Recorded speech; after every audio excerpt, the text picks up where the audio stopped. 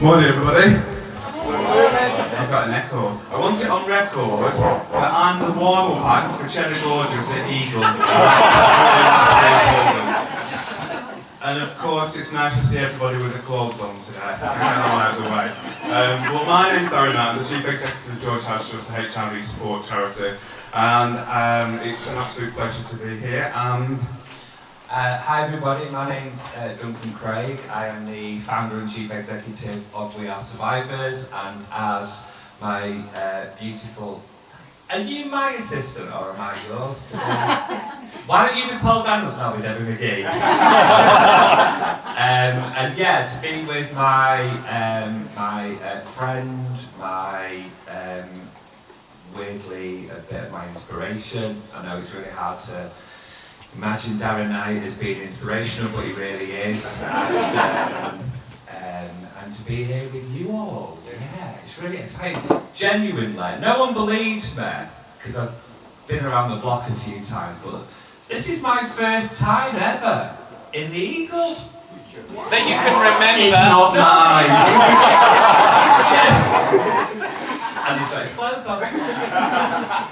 So thank you for all for joining us today, and I genuinely hope we can have some, I keep saying daring conversations, because I genuinely want us to have some daring conversations. We're two organisations that I think for the past 16 years and the past 40 years, we have been two organisations that have been daring, that have been willing to lean into difficult conversations and do it with a smile, a touch of glamour.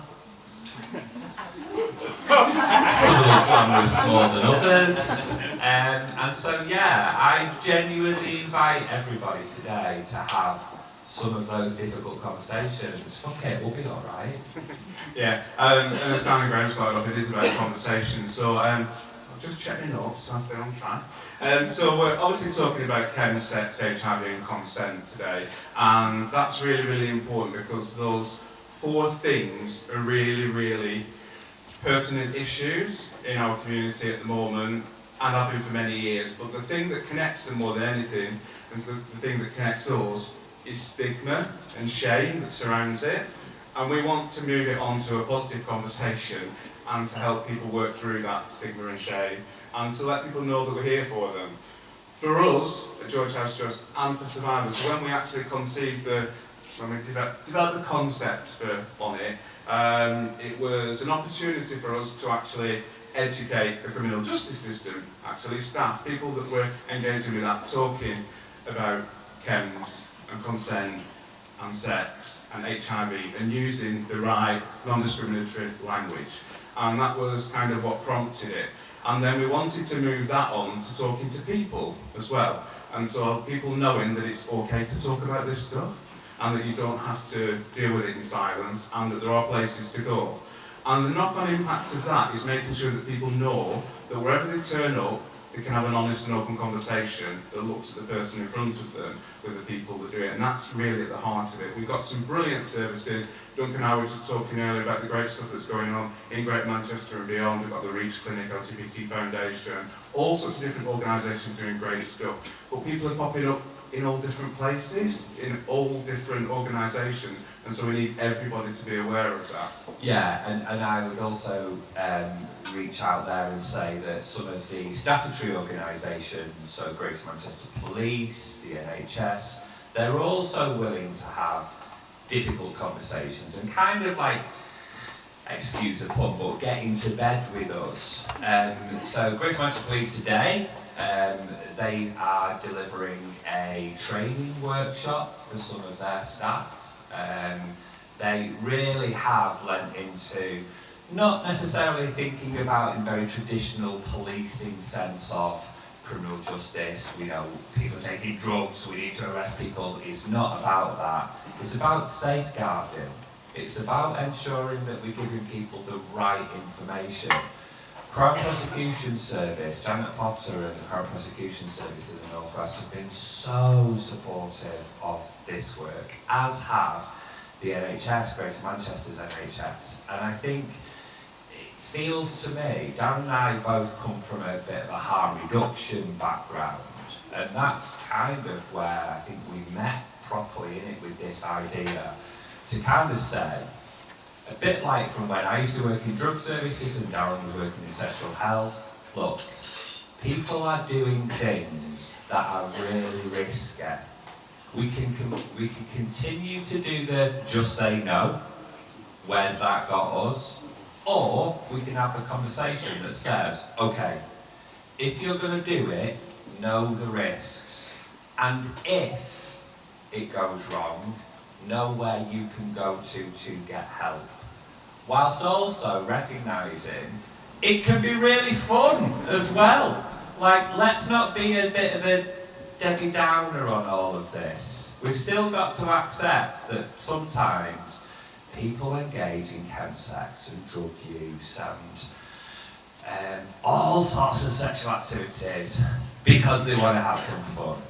And I think it would be remiss of us not to comment on that as well. Absolutely. I think the principle of it, there's pleasure and there's pain associated with this, and we need to be really clear. We've seen the Office for National Statistics data that came out earlier this month, and within that around drug deaths in the LGBT community being almost 3 times more likely. And obviously this is a factor within that space. We've got to have honest conversations about that. But people are having a good time as well, and so we're going to talk on both of those levels and really make sure that we engage people and don't disengage people. We've got to find the right balance between the pleasure and the pain. We've got to recognise that we've lost people tragically through drug death, but also the big cases such as the Stephen Port case in London, as what many people know as a grinder killer.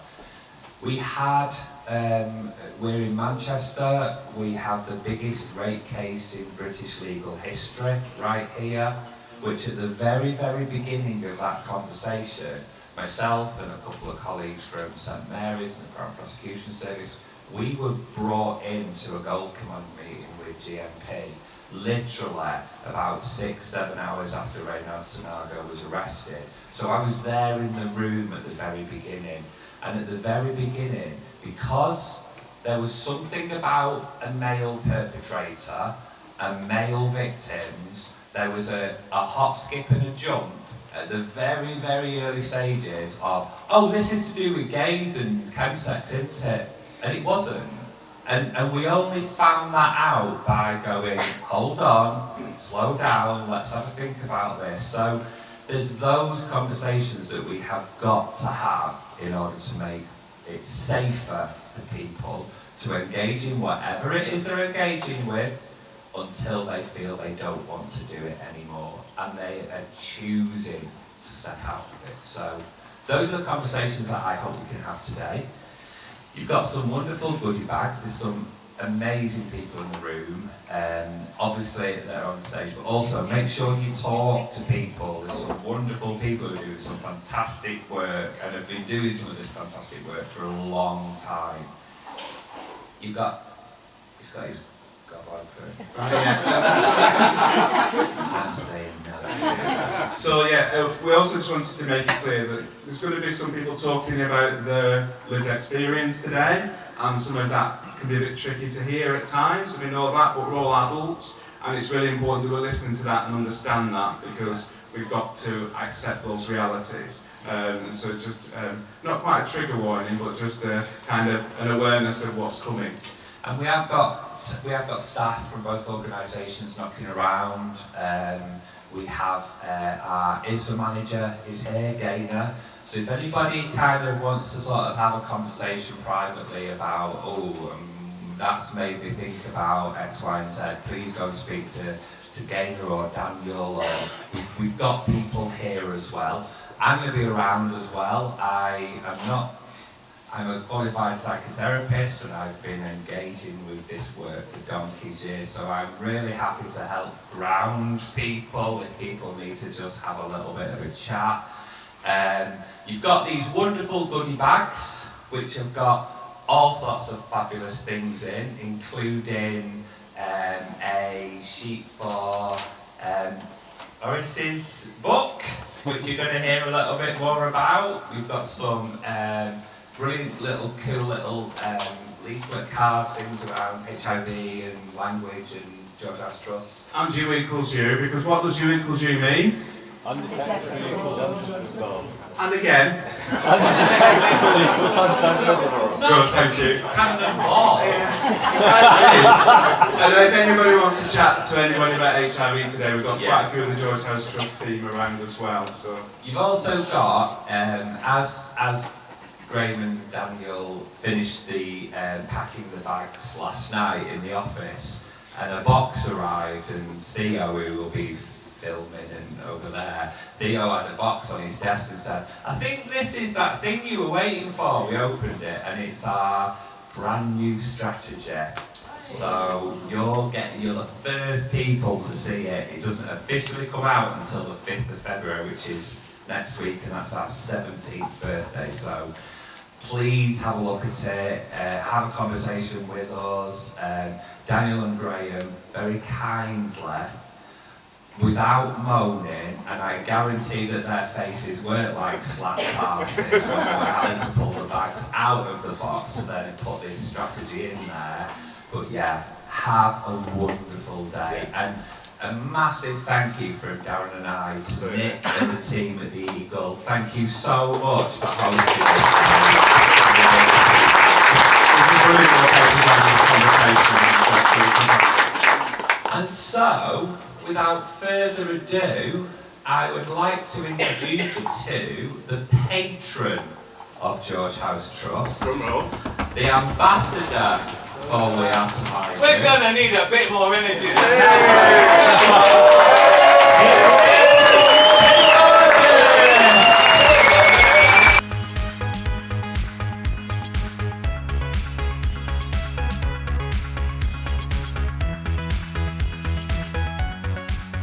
Up here joining me today, we have the absolutely wonderful Dr. Kath White, OBE. Do I have to say OBE every time I refer to you, Dr. White? Yes. Yeah. Right, got it. So, Dr. White, OBE, is a forensic physician. She's a specialist in the treatment of sexual assault and rape victims and is an ex-clinical director of St Mary's Sexual Health Referral Centre. Kath sits on a group of expert volunteers who are working together to raise awareness and organise training for professionals so they fully understand the new offence of non-fatal strangulation. We're going to hear from Kath a little bit more directly about that in a moment. I'm also joined by the wonderful Zach. Zach? But you know what? Do you know what I mean? Like, you know, it's all good. Like, because it's fine. You won't be offended. You won't be offended. Zach possibly needs no introduction for some of the people in the room here. Zach's been an adult content creator for the last 2 years using platforms like OnlyFans, Just for Fans, and Pornhub, and has previous experience as an escort. Do you mind me talking about some of the things from your bio, Zach? Is that all right? So Zach also battled addiction to crystal meth for over 10 years. And spent a short time in prison. He discovered adult content creation 2.5 years ago. And Zach is also living with HIV. And finally, we have Dr. Yes!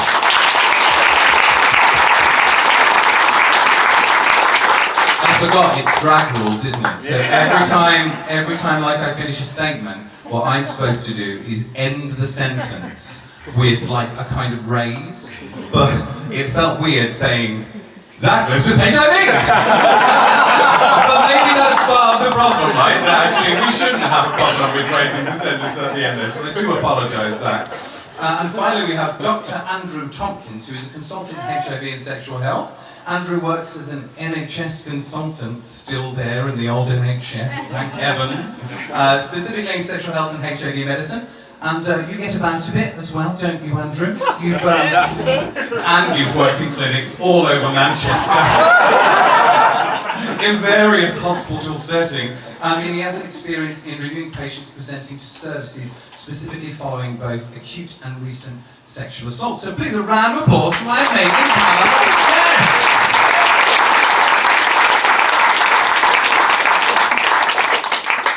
How do you start a discussion about sex? And I think that actually is going to be my first question, because all of you in various ways are used to having complex conversations about sex. How do we start conversations about sex? Well, I could start, but first of all, I think we should say you're looking particularly fabulous. Put everyone to shame, Cedric. No shame here. I guess, working in sexual health, we're pretty fortunate that the name is above the door. People are coming in generally expecting to be asked personal questions. But in saying that, we have people come in, you can see them sort of shaking, as you call them, through from the waiting room, and they don't know what to expect. So I guess you have to just take it person by person, individually, and just gently,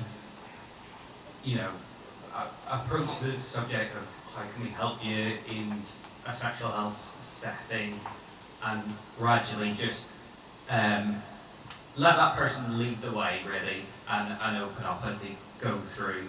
And sort of in sexual health, we tend to give little bits of warning shots that we're going to ask a few more personal questions as we go through, so that that person knows that more sensitive questions are coming. We would certainly say, when was the last time you had sexual contact, and take it from there, So really. you stay on the practical things. Is there still a trouble speaking about sex, I suppose, for all of you in your various kind of fields? Do people still struggle with this? Because they're having a lot of sex. I think I have quite a... Good morning, everyone, I should say. I have quite a distorted view, because for the last 30 odd years I've worked in sexual assault, violence, so I was once described as a sex expert, and my husband of 40 years, this is a trade description going on here. Was that a read from your husband? So I have a very distorted view of sex, because the people I'm seeing, that I'm talking to, don't want to be in front of me. This is because something bad has happened to them, and the conversations that I have are probably very different a lot of the time from other conversations.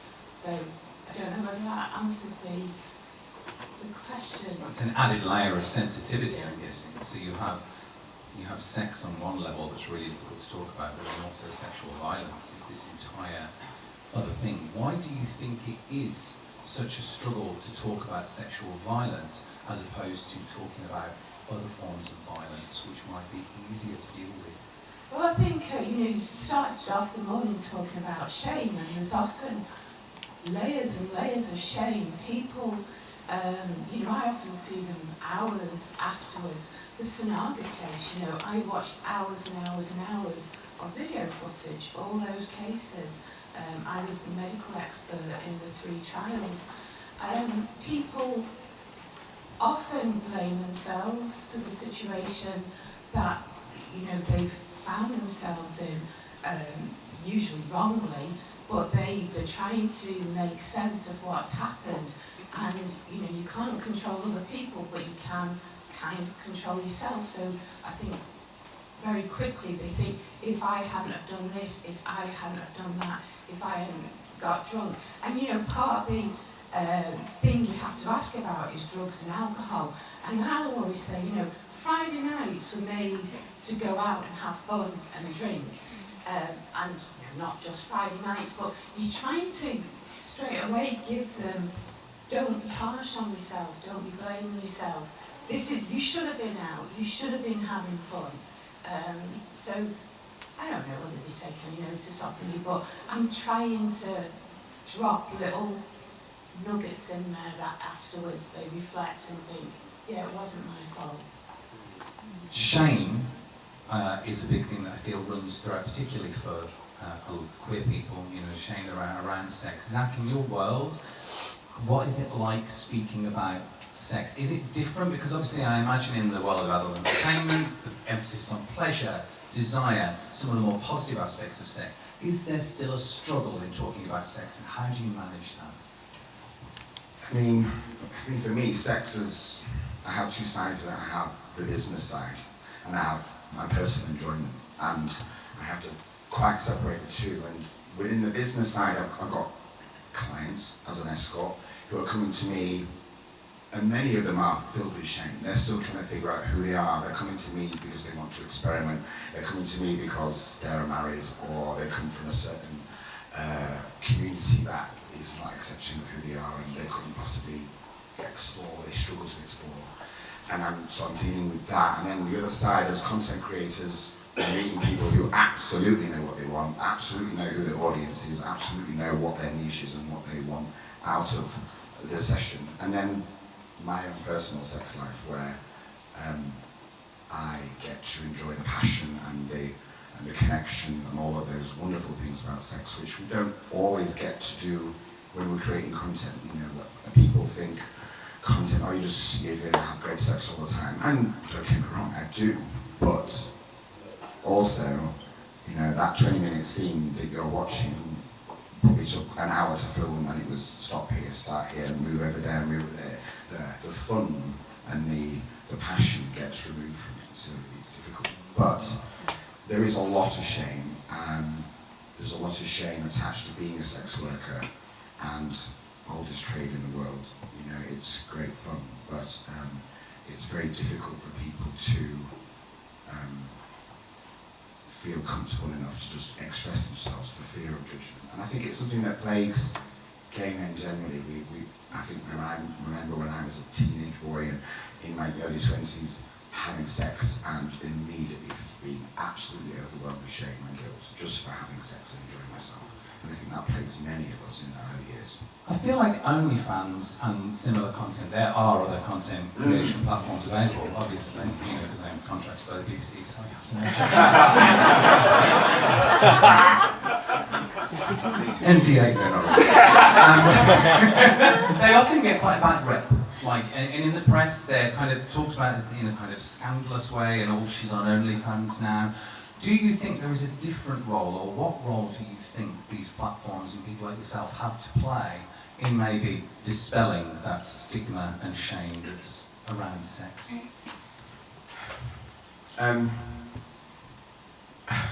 When I was a teenage boy, I found my father's porn stash, and I actually wanted to become a porn star from being a teenage boy, but that was back in the 90s.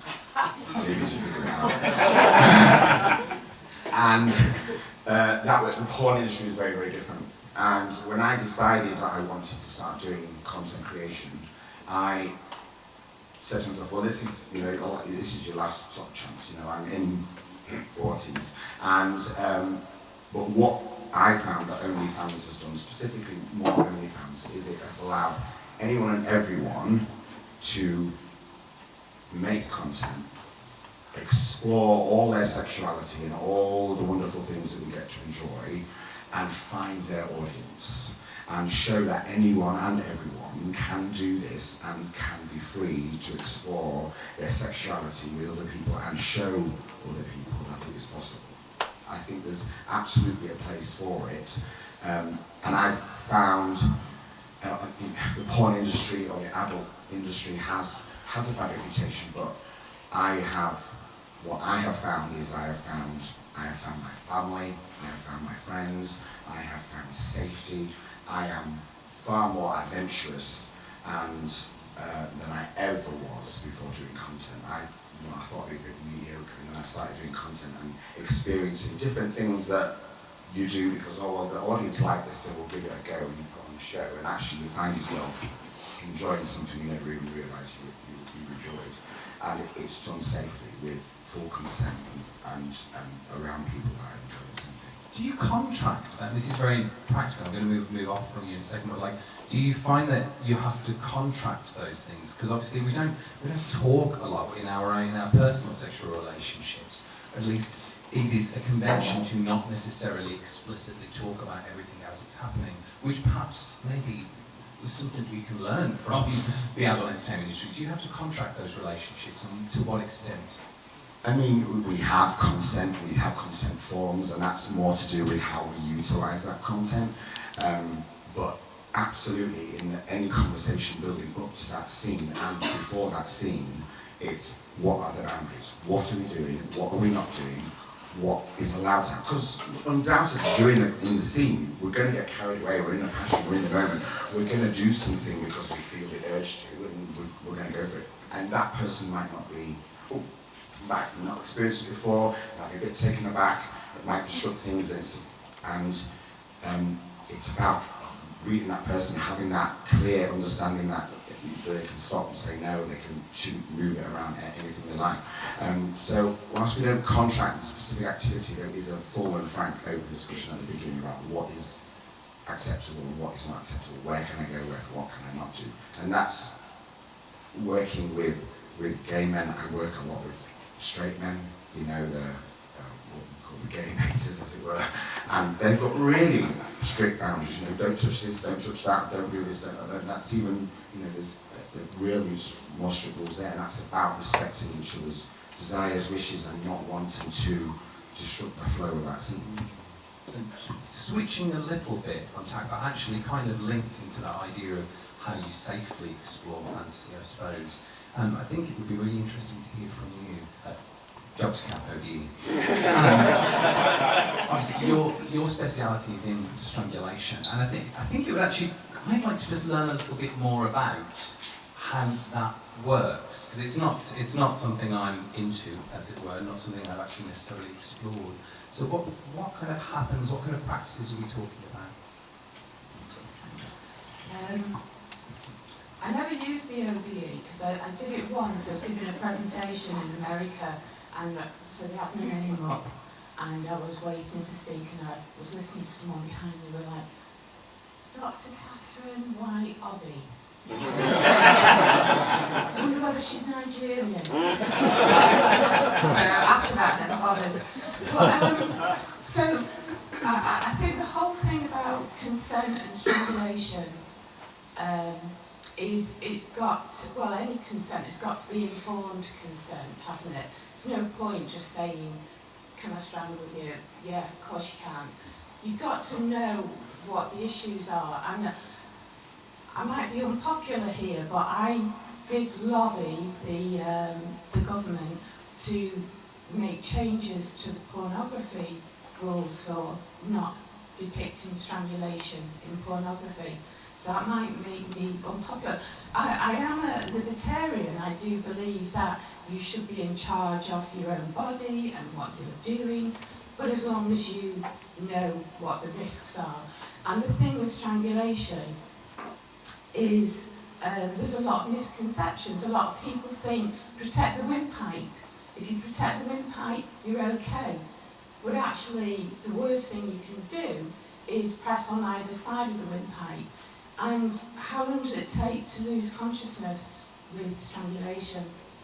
Any starters? 3 seconds. 3 seconds, that would be quite fast. Probably, I don't know what you're doing, but... Maybe you just, were having too good a time. Things concluded before then. So in research where they did protect the windpipe, it was 6.8 seconds on average. But consciousness isn't like a light switch. You start to get confused in the seconds leading up to it.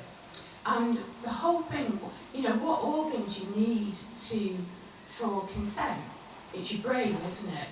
And the issue with strangulation is the organ that you need to maintain consent and be able to communicate what you want and what you don't want is the organ that you are now switching off. And so that's where the dangerousness lies with strangulation. So, yeah, do it if, people can sort of play acts that they are strangling. But if you are actually being strangled or doing the strangling, then you could potentially, lead into dangerous territory. And that head rush that people enjoy with strangulation is actually brain cells dying.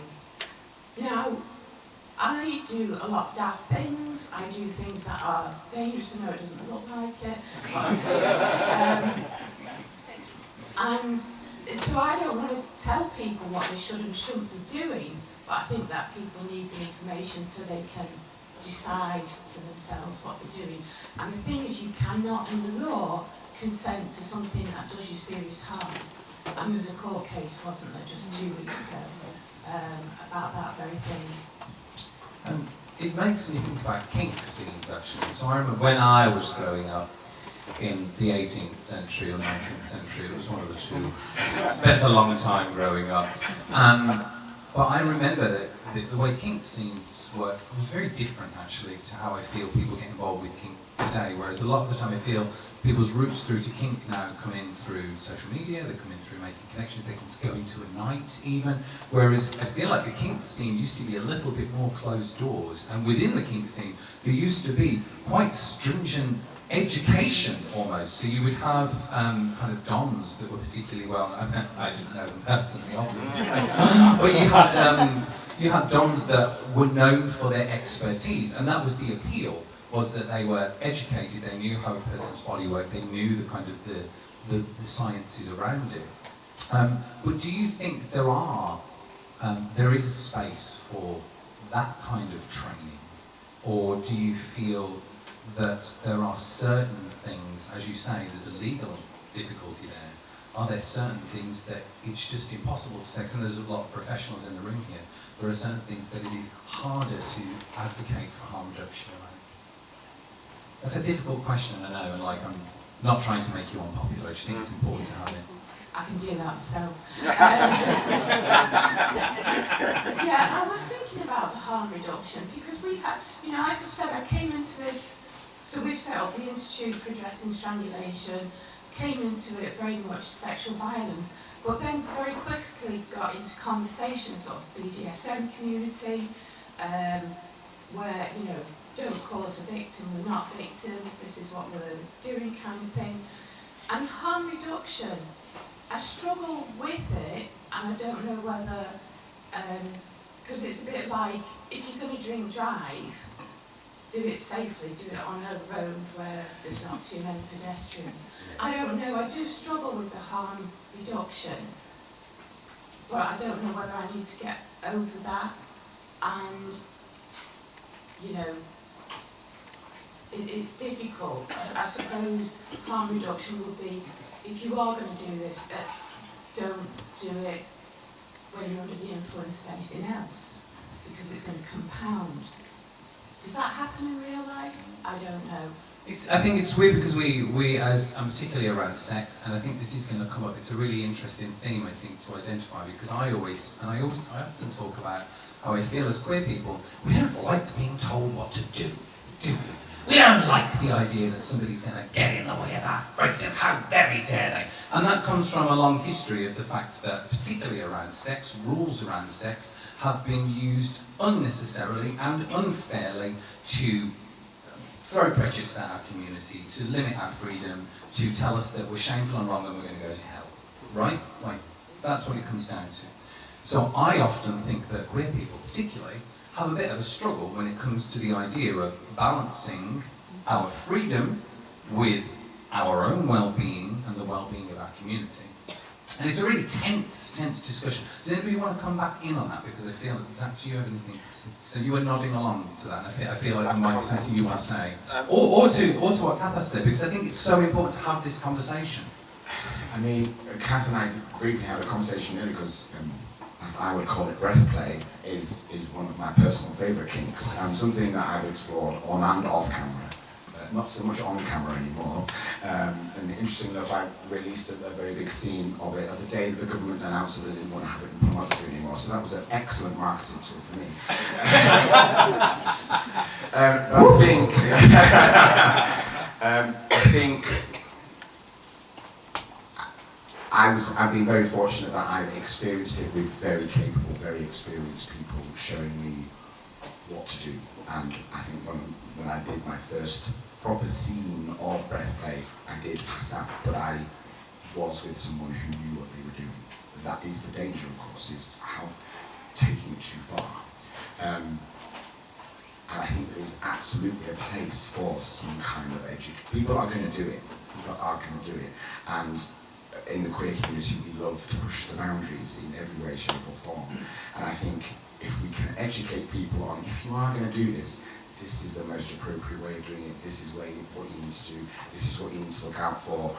After all that, we have agreed to do this, and you're not going to do this when you're high and drunk or whatever else.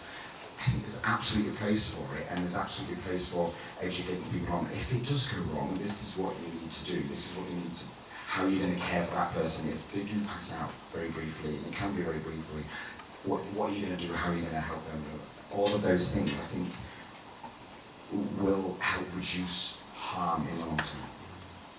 Andrew, I want to come back to you, because obviously we've already, in just these few minutes of talking about sex, I mean obviously in very specific areas of sex, we have identified it's a complex thing, and I imagine brings up a lot of different concerns, particularly around rape, sexual assault, but also more generally around sexual health. How is the NHS geared for dealing with the complexity of the discussions around sex, and how standardised is that around the service? Be as brutally honest as you like. Are any NHS bosses in the room? No, good. Let's not get too political. I guess sexual health is so important. It's a pillar of our well-being. It's a form of connection, and for many people, it's a really important part of life. And unfortunately, the funding for sexual health doesn't follow that ethos really. So we in sexual health do the very best that we can with the resources that we've got, but we all are under no illusion that we're not meeting the demands placed on the service. And that's what's fantastic about organisations like We Are Survivors and George House Trust, that we work in partnership with other organisations where the NHS is maybe not able to meet the full holistic needs of the person. So yeah, I think it's a case of we're all trying, we all really want to support people to have fantastic, healthy, empowered sex lives, and we will do our very best to do that. But yeah, there are time and money constraints.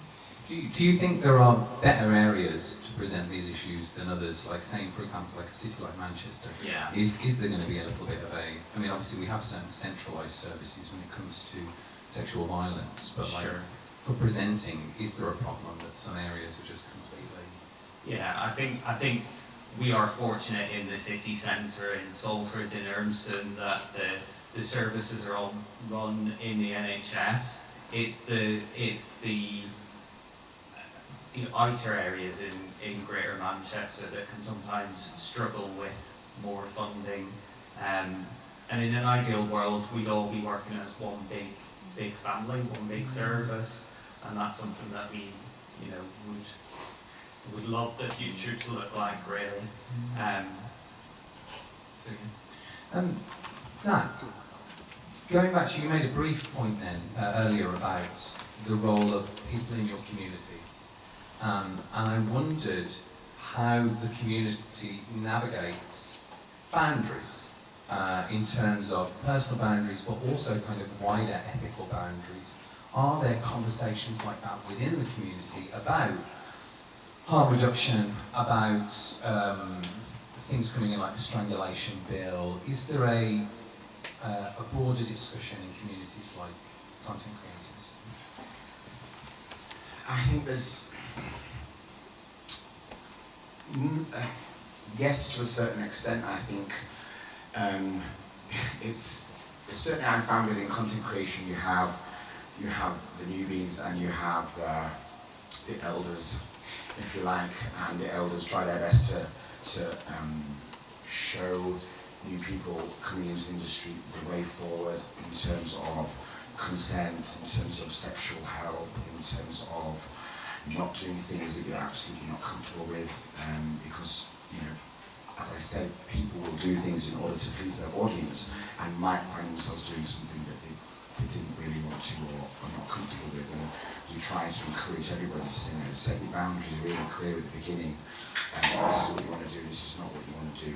And don't only push those if you're really comfortable to do so. And if you're willing to not, just because to please either your scene partner or your audience. I think there's absolutely more work to be done, and I think there's also there's a place for the more established, well-known creators to be part of that campaign process outside of the industry and in the wider community. And I think people may well sit and listen a little bit more because they can associate and relate with that person, and they have a bit of a platform, and I think there's definitely a place for it. Before we go into kind of like, because you have to finish with like a really cool dramatic question, don't you, that everybody responds to. That's how these panels work.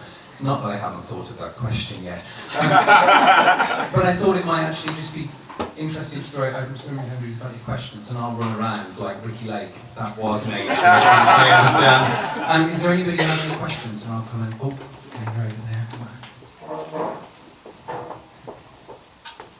So what would harm reduction actually look like when we're looking at non-fatal strangulation?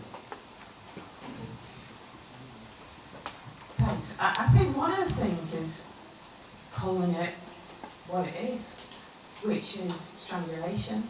I do have a problem with the term breath play because it's not about breath. Have any of you seen the film The Deepest Breath? The free diver? Yeah.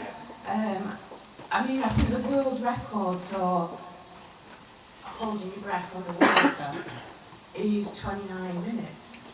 You would be dead if that was, so call it strangulation. And I think the other thing is about harm reduction. Again, it's all about information, isn't it? It's about giving people the right information so they can make the right choice for them, not for anybody else. But one of the things, research is not just about the immediacy, about whether you're going to lose consciousness or not, and whether you're going to start breathing again or not. In research where they've put people in functional MRI scanners when they've consensually been strangled several times, the brain has to work harder than the people who've never been strangled. Because your brain doesn't know whether it's consensual or not. It's a bit like me smoking cigarettes for 20 years and then telling my lungs, you can't get lung cancer because it was consensual. Your brain doesn't know that.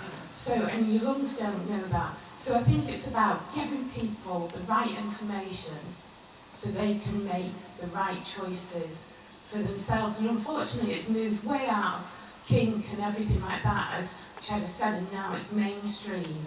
And you've got little kids singing Jack Harlow lyrics who don't even really understand what they're talking about. And that's, I don't know if that answers your question. Was there anyone else who wanted to respond to that? I think what's quite interesting for me is that, and I think you make the cigarette comparison, and I think that's fascinating because obviously there is no way to smoke cigarettes in a way that would be good harm reduction capacity, right? But as a society, we haven't banned it. We haven't banned the visual representation of it. And that's not me taking a moral side either way, right? Like, because I ain't a smoker and I don't like it, right? I don't have it in my house and that's how I think about it, but that's my house. But at the same time, like, we don't ban the visual depiction of smoking. We frame it in a particular way, absolutely. Yet, when it comes to anything to do with sex, which can't be harm reduced, this is where that sensitivity around sex that comes in, which I think is really interesting in our society. And I'm not making a comparison, I'm not a scientist, I can't tell you which one's worse for your brain. Look at Google. Thank you. I work as a psychotherapist here in Manchester, so I work a lot with sex, sexuality, identity and sexual abuse. I'm really interested in the idea of what does non-verbal consent look like and how we're actually educating about what consent is for young people to have a voice and that sense of identity to be able to speak up in the moment. What are your takes on that? think it all comes down to communication from the get-go with young people, with any people engaging in sex, and it's clear that in the moment, if someone has previously had sexual harm, there's the potential for them to go into freeze rather than be able to sort of verbalise, yeah, I don't want to go there, I don't want to do this. So it's really tough, but I think it comes down to really good communication with those having sex beforehand and saying, these are my boundaries. If I freeze up, please stop. Or if I pull away, if I withdraw away from you, I don't want to go there.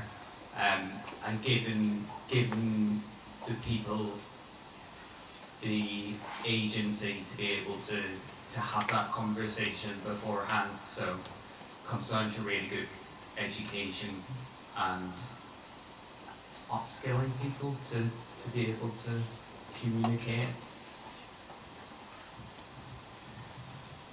I think what I like to say is consent is really sexy.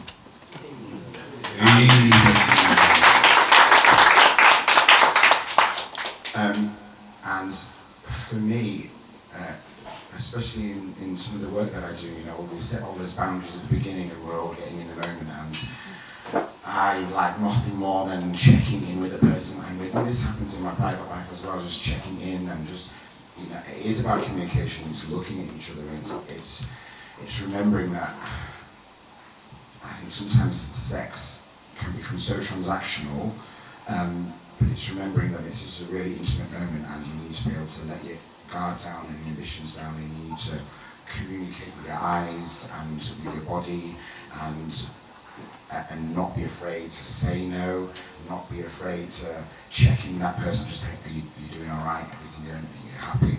And all of those things I just think makes the experience fantastic. And so, just keep checking in and just be in that person's space and just, look in their eyes and really look at them, not just think of them as an object, look at them deeply.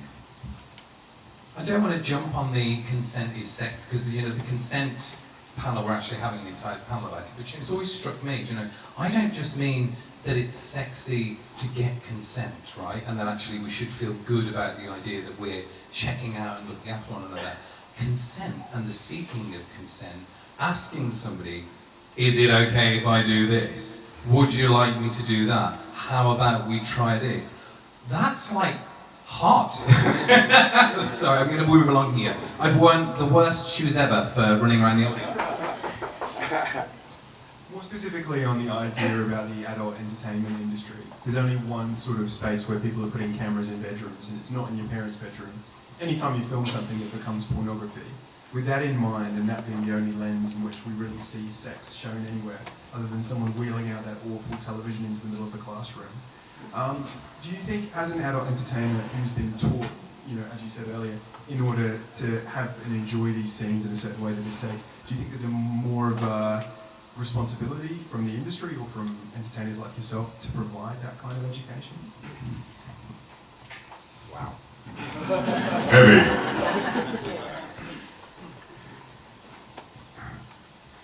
There is, yes, in short, there is absolute responsibility on content creators to educate their viewers.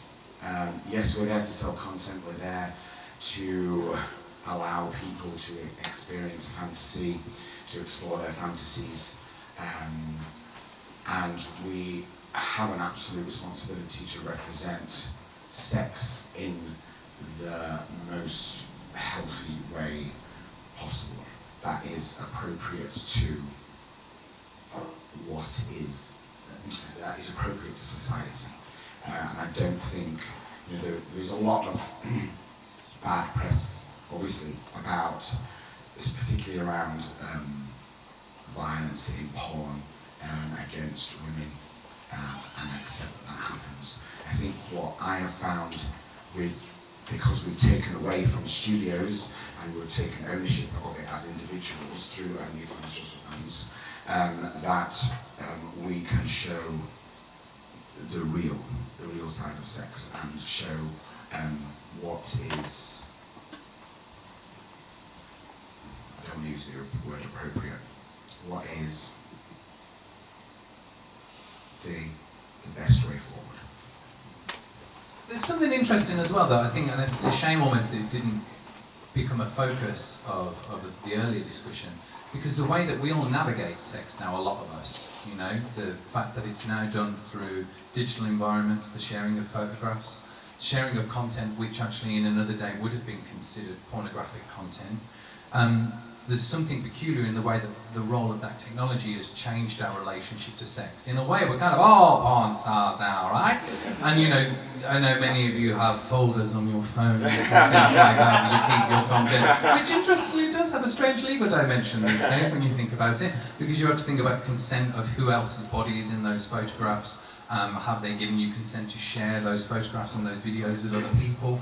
There's something that's such a bigger discussion, particularly for queer people who have been doing this internet dating thing the longest, around how that's changed our relationship to sex and now the significance of the sexual act. And it's now been made public and transmissible in a completely new way, whereas if you were going down to the sauna or to the cottage and having sex with 50 people would not have been seen. It's just, there's a strange data element to our sex lives now, isn't there? Hi, my name's Peter Shannon, I'm part of the George X Trust. So just really more of a comment really rather than a question about harm reduction, what we mean by harm reduction. And I use the analogy when it comes to drugs and to sex of the motorbike. It's the most lethal way of getting from A to B. We don't ban it, we don't shame people who ride motorbikes or people who associate with motorcycling. We give them a helmet, we educate them, we give them brakes, we give them insurance, we educate, you know? And that's what we mean by harm reduction when it comes to drugs and sex, okay?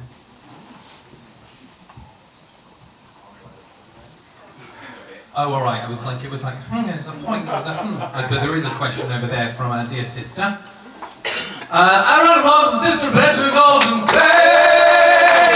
You have been combating stigma and shame for how many decades now? 14 years, since 1979. Not you personally, though. No, you're younger than that. No, I'm only 93. You young thing. Thank you very much. So my question, I just wanted to take it back a little to that question of the responsibility of educating kind of visual arena, because as a point Cheddar made was we don't sort of legislate against the representation of cigarette selling. You know, we might shift the visual depiction of it, but it is still legal. Sex practices very quickly get kind of closed down in terms of visual representation. And I would say there's a role here for the arts and for the wider kind of scheme of theatre, film, television, representation to engage in this question.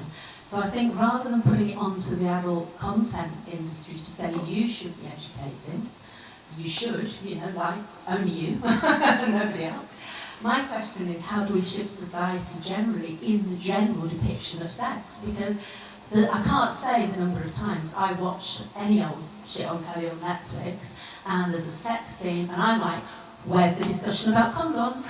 Where's the discussion about, you know, boundaries? It's not sexy. I mean, we know consent is sexy, but the wider world of visual entertainment across the board does not engage.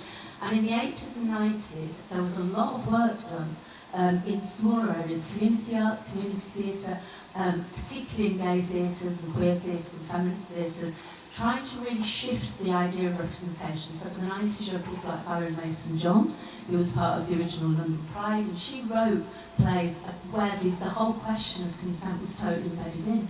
But we don't do that now. The funding for those kind of things was always stopped short. I worked for 20 years in galleries trying to kind of work with negotiations of naked bodies and consent. The funding gets cut down, it's always classed as life drawing rather than kind of negotiations around nudity.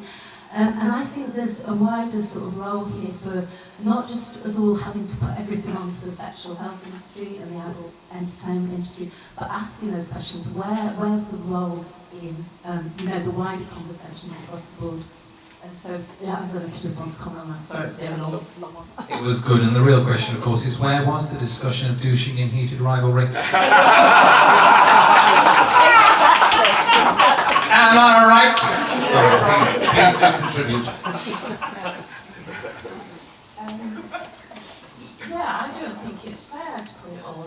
back to change the world. I think that's a little bit harsh. But it's more, I see it, you know, sort of like focus on the kids, and I think it's harsh, like it's got to be the teachers. Poor teachers have to do everything, don't they? But it has to be a wider society thing so that people feel confident enough to do what they want to do, but also not to do what they don't want to do, because there's just so many scripts that we all have to go down that is really constraining for all of us, you know, in whatever roles that we're doing, and we need to break out of that, and it certainly isn't the responsibility of the sex industry, I don't think. It's much wider. I think I agree, second it. I think we need to be having open, honest conversations. We need to be using the arts, using theatre, using education, using health, all in combination to sort of stop being embarrassed about talking about sex. The majority of people engage in sex at some point. We're all sat here because of sex, and it's about cutting down that stigma, having open, honest conversations, and working together to communicate. So here. Which leads me elegantly. Oh, do you want a question? You want a comment? All right, because that was going to be a really elegant leading into my final question. Well, yeah, just on the back of that about theatre, because I make theatre, and I'm just going to do a little plug because my next show is exactly what you're talking about. So, well, I've not written it yet, so we'll see. But, so my next show is called A-Hole, and it's about my A-Hole. Yes, but very much in that vein, the show's all about how do you reconnect with anal sex, particularly in my case, after sexual trauma, or how do you, as a child of the 80s and 90s, who lived through a lot of wider community trauma, how do you reconnect in a positive way with that, and all the societal hang-ups around that. So just to say that, and there are other great people in my field as well doing amazing work around that as well, but the funding is really hard. That's really hard. But that's the problem. Exactly. Yeah. But yeah, come to the opening of my A-hole.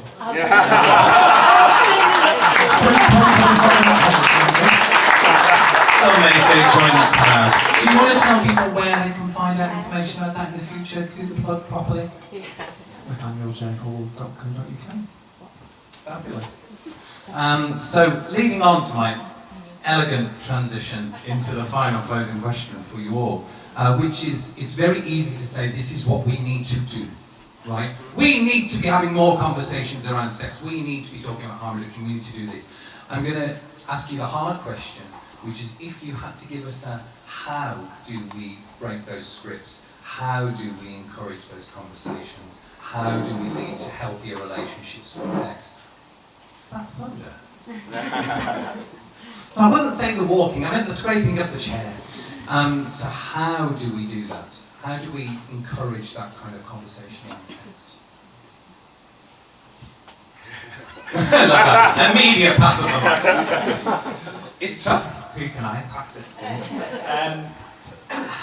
The thing that jumps out to me is having the conversations early on is probably really pivotal in this. We're all adults here. We've lived through a sort of a sex and shame generation, and I think for society to progress, we need to get to the grassroots and have the conversation with young people before they're sexually active, so that they're going in to sexual relationships, their exploration in a sex positive mindset. So my instinct is focus on younger people as one strategy to really move us forward as a society. There's a lot of hope and a lot of promise with the younger generation, but I think if we're not careful, we could be complacent and not be promoting healthy sexual relationships, boundary settings, consent. We really just need to focus on the youth. Pass it to you. I'm just reading a book at the moment about the late 1700s, and there's so much control put on people's lives through sex. And you know, it was different mores at the time, but it's the same thing about control, isn't it?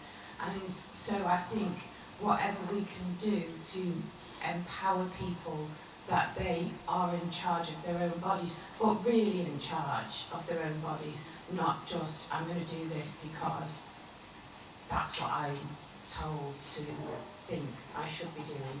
Because I think that's half the problem, is that people do what they think they ought to be doing, rather than what they really want to do. I think from my experience, it actually, I think it needs to start with us as individuals. I think we all need to look inward and deal with our shame and our embarrassment and our guilt about sex, and be freer in ourselves and uninhibited to have conversations with ourselves and our friends and the people that we meet.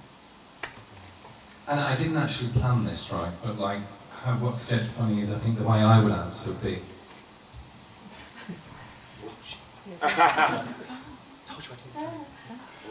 Get that seat, Tim.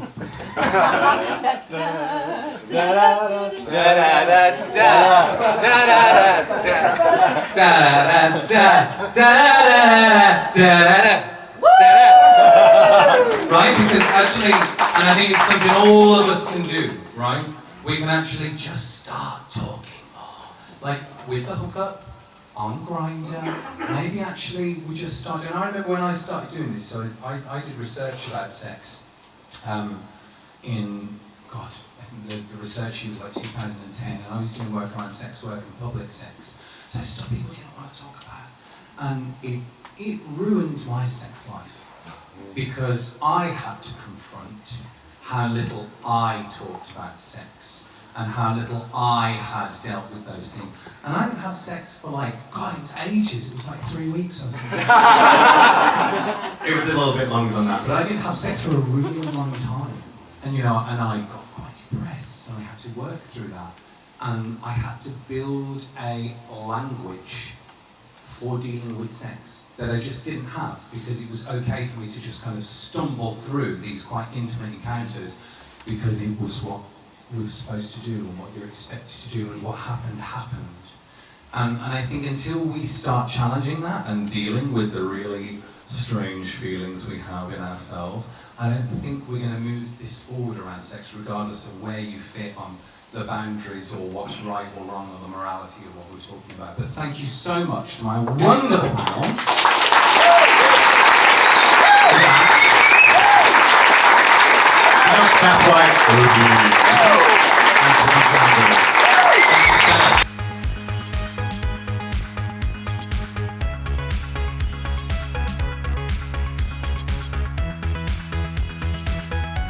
The myth, the legend, it is drag superstar, Shazza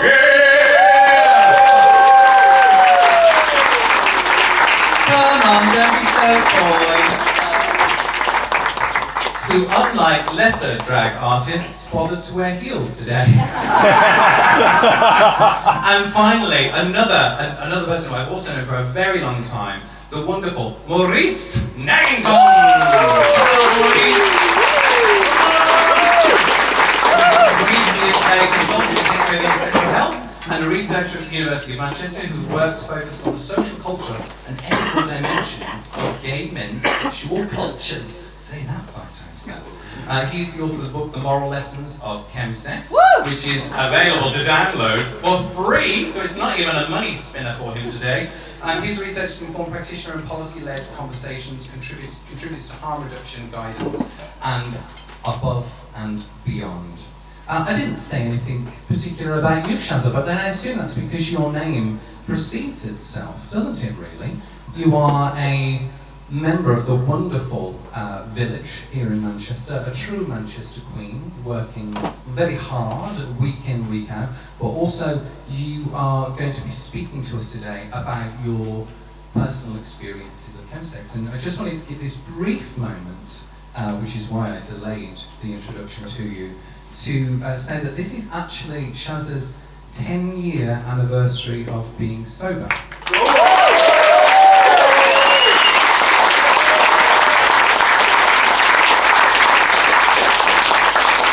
We're going to hear about your story in a little while, but I thought first I would just pass over to Paul, who's working very practically in this area, and I sometimes need a practical hand with things when it comes to understanding topics.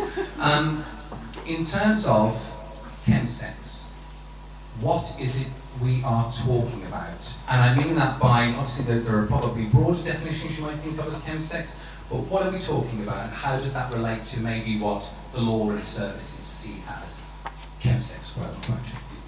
It's a really important question because chemsex from one person to the next isn't necessarily the same. You know, there's lots of variations on kind of chemsex, lots of commonalities as well. The substances used are kind of people that participate in chemsex. So I want to say the definition of chemsex that we work with is kind of men having sex with men using the three substances, crystal meth, G, or a mix of an MCAT. You know, and any of those kind of substances used on their own are going to cause problems. Lots of kind of sexual activity, as you've heard earlier today, is going to cause problems as well. And need kind of manage it. And so you as an organisation, do you work primarily with those drugs, or and there's kind of very little scope to work outside? And is that the same in the law? And is there a law around what is defined as chemsex? I'm not sure if there is a law. There may kind of be a law. I mean, lots of kind of discussions outside there. Policy is a better word. Law sounds very like. Yeah. I think it's becoming increasingly in the conversations at the right level to maybe define policies and stuff, but I'm not sure, even in Manchester, I'm not sure we're even there yet. Just going back to something you said at the beginning in the introduction, when I first came on board in this role as a reach practitioner, I was kind of identified as a specialist substance misuse practitioner. As the kind of my experience has evolved, it's not sort of just substance misuse. You know, chems is not just substance misuse. The problems that come from chems aren't just to do with the substances at all. I would say maybe that's one kind of relatively small proportion of it. You know, there is problems obviously coming from substance misuse. So my role is kind of described as a specialist practitioner today, and even kind of a chemsex specialist practitioner because of the amount of people that support coming through the clinics across Manchester. No, I know that I can see you nodding your head, Maurice, because I know that this links very, very succinctly into your work. So touching upon that idea of what is it around and behind chems and what else is going on and those other energies, but also, I think we have a perception that chemsex is this new thing, right? It's been around for like 10, 15 years, right? And like it's come over and it's involved Tina and G and it's this new phenomenon. And I suspect that you might have something to say about that, Maurice. You're so clever. Yeah, I mean, so chemsex in its sort of current form, and the drugs that there have been, has been around since at least the 1960s. The methamphetamine was kind of started to circulate in Western context since about the 50s, and then gay men definitely have picked up by the 60s, and there's some films that represent that. But then I think what we have seen in the past 10, 15 years is a real change in the way gay men were able to socialise, particularly in cities like London, to some extent in cities like Manchester, where the spaces became less available. I mean, I was down in Vauxhall a month ago, and those spaces where gay men used to socialise had gone. You know, you've got the American embassy there, which has very much gentrified the area. And it was not difficult to go and have sex on chems there. And there was also kind of infrastructure of trains to be able to bring people in, take people back out, and it was obviously a real kind of central node for that. But then there was also kind of inflections of class dynamics of who could afford to host, who couldn't afford to host. And then I think you start getting into sort of what Paul was saying, that some of the problems associated with chems are not just the drugs themselves, but also then people's ability to access support, their ability to afford psychosexual care, and all those sorts of things, and poverty as well, which we've just seen grow massively in the UK in the past 5-10 years. And a close friend of mine who had problems with chemsex said, well, actually, I didn't have mental health problems, I was just poor. And it's a slight joke and a slight simplification, but there's a lot of truth in that as well. Totally. Shazza, I'm just gonna so I know your story really well. Like, we've known each other for quite a long time, like 30, 40 years. I'm the younger one.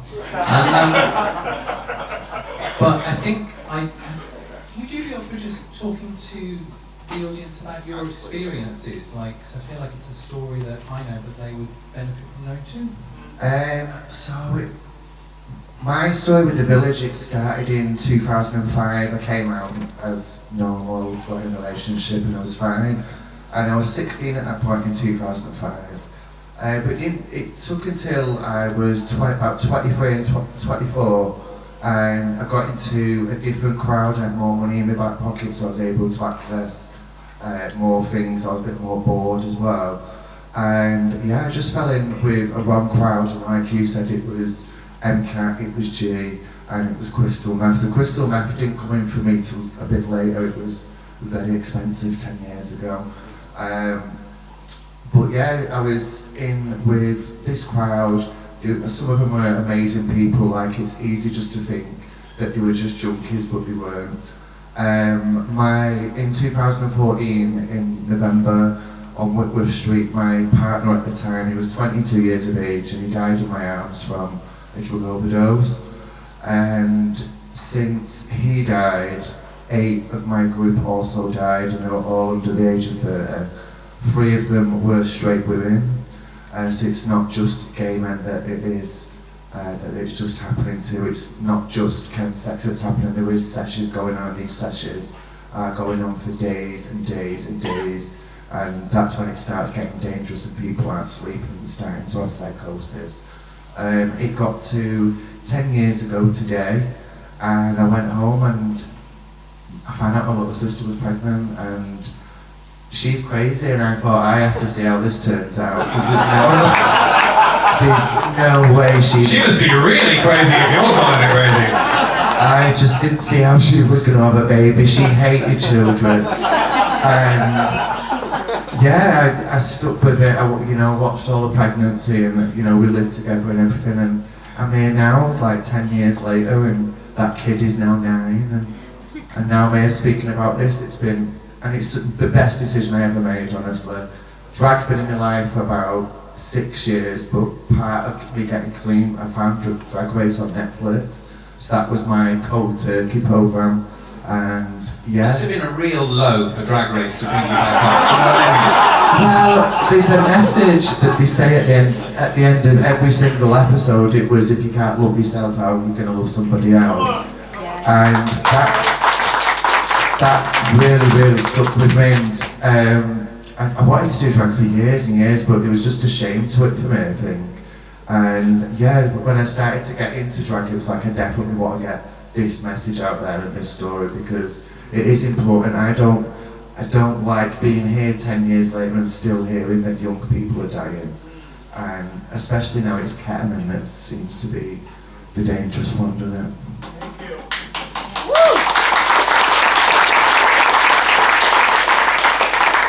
So the logical next step from this conversation is around harm reduction, but I actually want to linger a little bit on why, right? And I think we touched on it slightly over here. We are all really aware of the dangers involved with some of the substances that people take in chemsex parties, right? So why? Let's think more through that.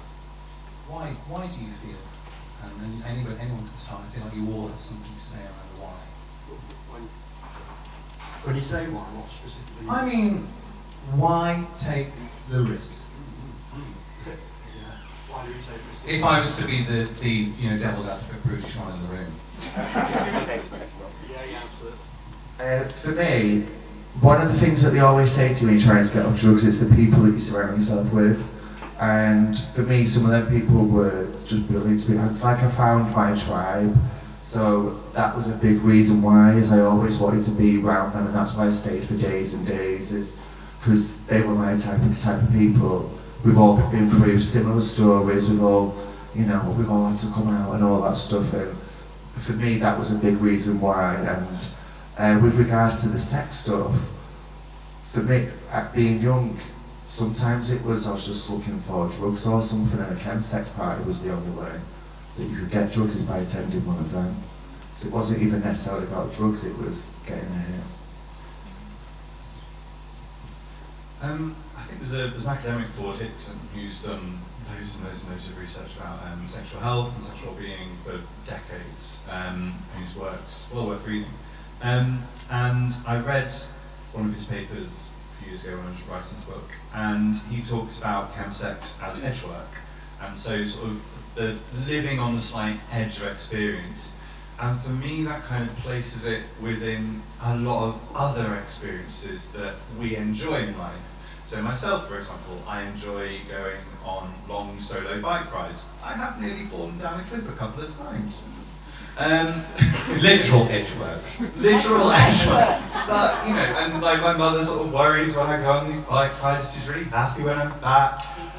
But part of that is enjoyment. And like, I am the child of parents who met literally flinging themselves off cliffs in gliders. So like, there is an element of risk that is alluring to human experience. And so yes, there are risks to chemsex, and I think one of our concerns has to be, well, how do we as a community, and then also how do we make demands to wider society to kind of make sure that those risks don't result in tragedy, actually. Thank you. Why? So yeah, there's I've seen many people participating in chems over the years that I've been kind of delivering the role, and one of the kind of common themes is comes up quite regularly is that it's part and parcel of being in the gay community is being involved in chems related activities.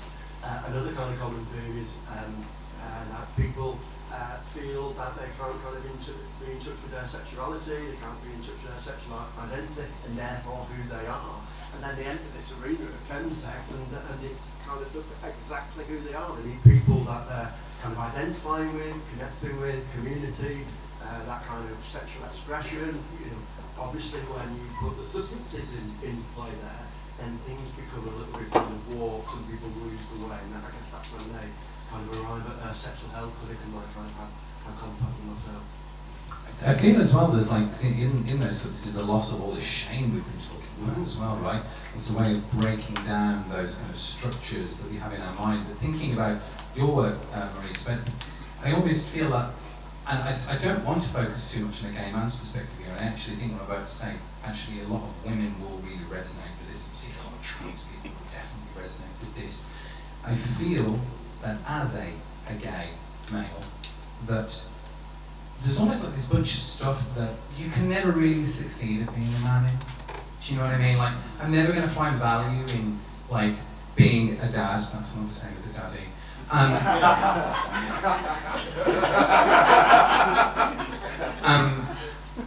I'm never necessarily going to be that image of masculinity, although, right price. This wasn't meant to be, this was a serious point I was trying to make. But I think there are very few areas where we're kind of allowed to excel as men, and yet in the gay community, there's one thing that we have learned it's fine for us to excel at, and that's fucking. Right? And so you have this space that you're allowed to find value in yourself, I think, sometimes. And I think women as well, like when they lose that inhibition, women are told they're not allowed to do so much. Like they grow up not, every step a woman takes is wrong. She's either too assertive or too demure, she's either too much of a slut or she's too much of a prude, and so when you find a space in which it's just, fuck it. Here you can be whatever you want, here you can fly, and I wonder how much of that is about this space as a space of real liberation, and how much of that is about the fact that we can't excel anywhere else because of who we love, you know? It's a good point. I agree. I'm a heterosexual man. It's all right. We welcome you.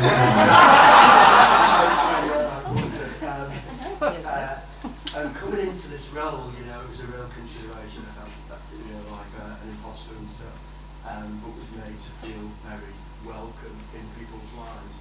And soon got over that. I was able to see the kind of benefits of being a heterosexual man, possibly in these kind of situations, to be more objective about where the risks are and how to approach certain situations. So I have no qualms in saying I'm a heterosexual man working in not a heterosexual world. So, you know, to kind of flip, I guess, in some ways what you're saying, but you're absolutely right.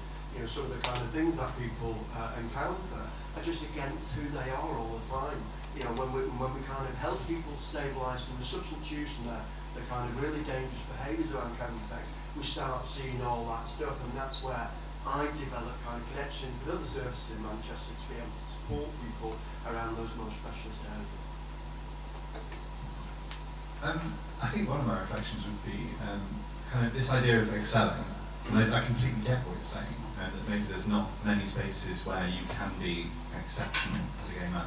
But also there's sometimes this sort of pressure of competition within that setting, and to kind of harder, faster, better, stronger, you know, to quote that one. But I think there's a real tension there between ideas of going further, doing more, having more, you know, having sort of more intense experiences, versus maybe kind of that the other side of sex, which is about sensuality, which is about connection. And I think that's kind of one of my real concerns about how we think what the experience of chemsex is for people. Are you experiencing connection, or are you just feeling this desire for like obliteration, maybe, and addiction, and an inability to kind of step away from that compulsion to compete? And maybe it's not one or the other as well. Yeah, I think totally. one of the things that strikes me about what you said, Shazza, and it came up in when we did research for On It, the word brotherhood came up so much, like with everyone. So we talked to people for whom chemsex had been an issue and something they wanted to step back from in life, and we also talked to people who were still actively involved in chemsex and felt it didn't impact their lives. And this word came up, the idea of finding a community. Did you feel like that wasn't possible to find elsewhere, or was it just so good where you found it? I don't know, I was brought up in Wythenshawe, which is South Manchester. Shameless was filmed there, that's how awful it is. It's improved a lot over the last few years, it has. So I was brought up there wasn't really anything gay there at all. I didn't even really know what gay was until I came to the village. But yeah, that particular community, yeah, it was just my tribe. I just felt like definitely like I'd found them, but before that, I never really found like a clique or a group of people or anything like that. It was just this particular group I just was attached to, and then just things progressed with regards to like what drugs we were taking and stuff. I think G, that was the main one that sort of let your inhibitions go, to even change people's personalities, that one. And so let's talk a little bit more about these different drugs involved. So we've got crystal meth, we've got GHB, G, and we've also got MCAT, and now also it seems ketamine as well is coming in. I don't know if that's something that services are considering. Does anybody, I mean, I don't have any experience, but would anybody be willing to describe each of those drugs and what impact they have and how they make you feel? I can speak from experience. So G, that was in liquid form, and so that one you'd have to take it with a drink or else it's going to burn you because it's corrosive. It was literally known as alloy cleaner I don't know if that's true, I never actually figured it out, but that's what, is it? You didn't give it a try. No, I didn't try cleaning alloys, but it definitely like burnt my skin. So that one, it's kind of like, well, they used to call it like liquid ecstasy, so you're on a level where you feel great, and then all of a sudden it's like your brain can switch off because there's too much like gammas in your brain which are already there, but now you're overdosed on it, which is switching it off, which is what the G stands for, and it is the gamma. Yes, that one is very, very dangerous, G, and that's what a lot of people have died from. The ketamine is a psychedelic drug that will send you into hallucinations. It's definitely changed from before 2014 to what it was around about 2016 when I noticed there was a difference in it then. And I'd been on the village about 10 years by then. I'd never known anyone to die from ketamine. And now we've had the Vivian sadly last year. I had a friend called Natalie Schmitz who passed away last year, and also we had Chandler from Friends, didn't we? And I'd never heard of it happening to anybody. Crystal meth makes you crazy. I tried to blow up someone's van on that. That was on my... They insulted me, so I tried to light the van on fire, but that was my last sesh though. I feel like I went too far there. Did you succeed in blowing up the van? No, it was pissing it down and I only had matches. I have to question whether you went too far then. And what was the other G? Oh, MCAT. So MCAT, my experience with that was actually a chem sex session. It was through Grindr, and I was just looking for somewhere, and I found these guys that were doing MCAT, and they said to me, "We're actually slamming it, do you mind?" I'd never heard of that term before, and for me, what I thought that was when you put it in a Rizzler, you eat it, and that was it. But that's bombing. But yeah, that's why I thought slamming was. I was like, yeah, go for it, it's fine. And then I got there, already on G, I witnessed it happening in front of me, and I was like, go for it. But it was, sorry, that was injecting, they were injecting MCAT. So I was just like, go for it. And I feel like it was definitely the G that made me more willing to do that, because like for years and years that was disgusting to me. My older brother sister's dad was a heroin addict, and he still is for over 30 years. I don't know how he's alive. But yeah, so injecting drugs was something I thought I would never do, but being in that situation on G already, it made me a lot more like, go for it. Yeah, but that's my description of my experiences of each of the different ones. And what about if we're thinking, and I think this is where it becomes hard, right? Because if we start to think about risk, and you've described a scenario there where you've got G in your system, you've got MK in your system, like I think it's very hard to pull out risks from specific substances, which is also kind of, I also get this little kind of thing when we think around ketamine and the dangers of ketamine, because one of the things, and somebody might need to correct me on this science here, but my understanding is that G is one of those strange drugs that leaves your system sometimes, and so it's impossible to detect after death, right? So is there anyone who's up for talking about the specific risks of the drugs that we're talking about? Yeah, I guess this is my area, you know. MCAT, I mean, let's park ketamine up in it. Ketamine's a separate kind of thing, but we'll come back to that, because it is significant. Over the last kind of 6 months to a year, there's an increasing number of deaths recorded from kind of ketamine use, and I'm not sure they're associated so much in those instances with chem-sex situations, but there's another conversation, so we'll come back to that. Crystal meth is a stimulant. It's what I refer to as the potent stimulant. It can last between 4 and 12 hours. You can smoke it as you would crack cocaine, you can inject it or slam it as it's referred to in a chem-sex situation, or you can booty bump it as well, which is kind of inserted into an anal package. Crystal meth is problematic on one level, because you might not take any fluids or sleep anything over a 2 or 3 day period, and I kind of challenge anyone in this room not to drink, not to eat, and not to take on kind of fuel for 3 days and not have some kind of negative psychological fallout from it. And I see it time and time again, and people are saying, oh, it's crystal meth, crystal meth. My instant advice and guidance is go and get some sleep. when you get some sleep, we can start talking about it. So there is a heavy psychological impact associated with crystal meth use on its own. And I'm not surprised to hear, you know, about that kind of story where things went a bit crazy. I hear those kind of things all the time.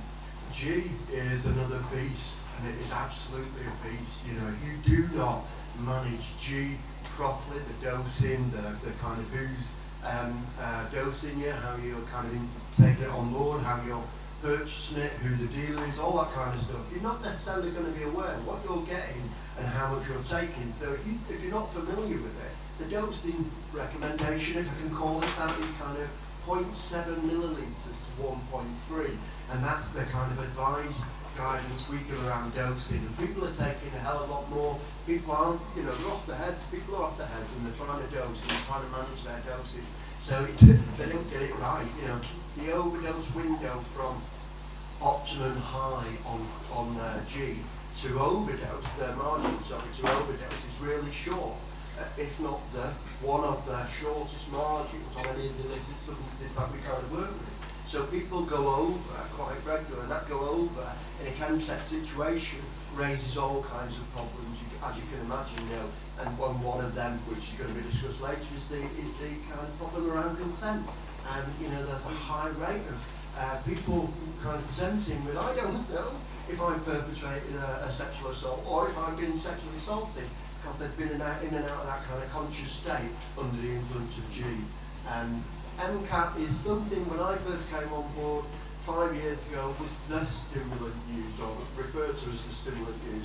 And the reason, if you're not familiar, the stimulant use in a consent situation is so you can participate in sexual activities for long periods of time with many people. So it's not like that anymore. You've touched on it when you were kind of participating in it. Crystal meth, when I came on board 5 years ago, over 5 years ago, was 160 to 180 pound a gram. These days you can get it for 20 to 40 quid. You know, it's so much more readily available and so much more accessible. So these days, the stimulant and the downer are crystal meth and G. So what specifically, and like I'm not trying to be the downer in the room here, do invite me to your parties in the future, guys. But what specifically, and I'm thinking on, you mentioned the idea of G being like a beast, what is it doing to your body, and what, because I'm referring back really to what Kath was thinking around in actually understanding the science of what's going on. What are the risks of GHB and what could be its potential effects and how There's something you touched on about how it's not present in kind of tracing on death. In London, my understanding is there's lots of recorded deaths from G use or G overdose. In Manchester, there's not, because we're not kind of skilled enough or familiar enough to look for it at that point. The people that are finding these death situations aren't familiar with some of the paraphernalia that might be lying around, some of the kind of characteristics of that kind of situation, enough to say we need to consider this. So my understanding is that the body produces G on death, so that's a complicating kind of feature. The other thing is that it can be specifically traced if you look for it specifically, but if you're not looking for it specifically, then you're going to miss it, and that's the kind of point we made there. The ongoing use of G, and what I mean there is the weekend use from Friday to Sunday, will cause some kind of fallout. You will need some recovery period from it. It's rare that people will just be using G on the weekend. They'll usually be using crystal meth because of the kind of activities involved in consent situation. I want the high, I want to engage in the sex, I want the low to chill out, ready for building my energy up again to participate in the energetic activities. So it's hard to define whether somebody at that point of their journey with G is having a fallout from G. Further down the line, people become really dependent on G because it's heavily addictive. It's akin to the addictive quality is akin to somebody drinking alcohol for many years, and the withdrawal management of it is required similar to someone drinking alcohol for many years. Usually the fallout that I see from those kind of situations that happen from Friday to Monday is from crystal meth use I say that laughing because it's not. It's the fact that you haven't slept, you haven't eaten, and you haven't drank anything. So we talk about harm minimisation. That's exactly where I'm at, trying to get people to kind of put in place some activities that are going to allow them to hydrate, allow them to rest, and allow them to cool. I think I very much want to follow on from that comment actually. Like all the drugs we just listed are used or very close analogues of them are used in other like situations. So the amphetamines, lots of ADHD medications are based around that. G used to be a treatment for narcolepsy. MCAT is extremely closely related to CAT, which is a drug traditionally used in kind of northeastern Africa, particularly Ethiopia. These are drugs that are used in social situations, my point being, where people have ready access to open and honest discussions with either community members or professionals. And I think one of the difficulties we have is the shame and stigma and silence around chemsex, where if you're just relying on your own, your own kind of compass, which is probably a little bit wonky if you haven't slept at least for one day, then it's really difficult. But one of the things that in my research, I was interviewing 20 people for 2.5 years repeatedly, and almost all the participants said to me, "You're the only person I've spoken to at length about this," which was quite shocking actually. And people did find that really useful. But I think there is a harm reduction that we can be doing by literally talking to each other and allowing that ability to reflect with each other kind of early on or even in the moment, and finding people who we trust that we can say, look, I am going to be going out tonight, this weekend, can people check in on me? And that's been quite a difficult thing to say or feel, because you sort of feel you can trust the people you're doing it with, but, can I tell my friends I'm going to go out on a chemsex session? So I think those are some of the things that, I would want to contribute. The social setting of the way we use the drugs is a lot of the way the harms end up escalating.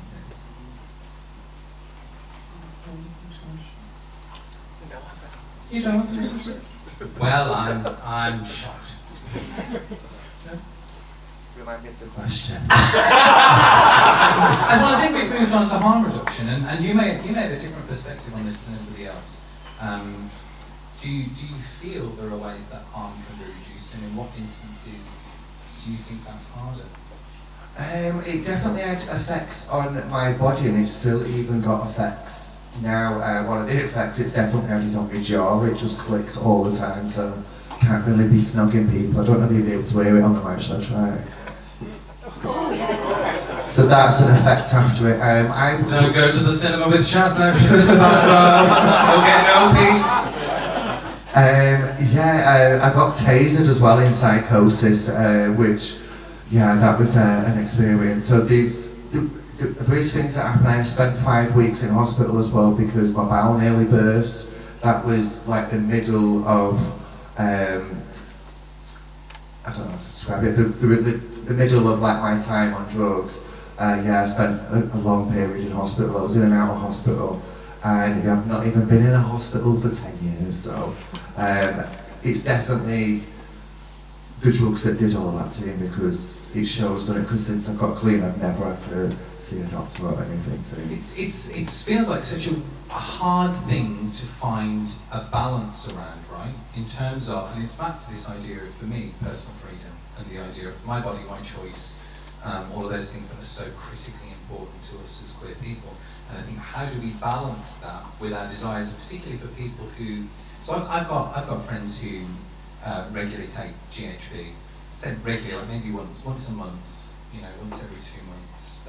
They have they hold down a job, they lead a happy and healthy life otherwise. I mean, it's a bit irritating, but and obviously they are very different chems users to a community that might be experiencing other things, may have gone into a particular pattern of use that influences the kind of mental and physical harm and increases mental and physical harm.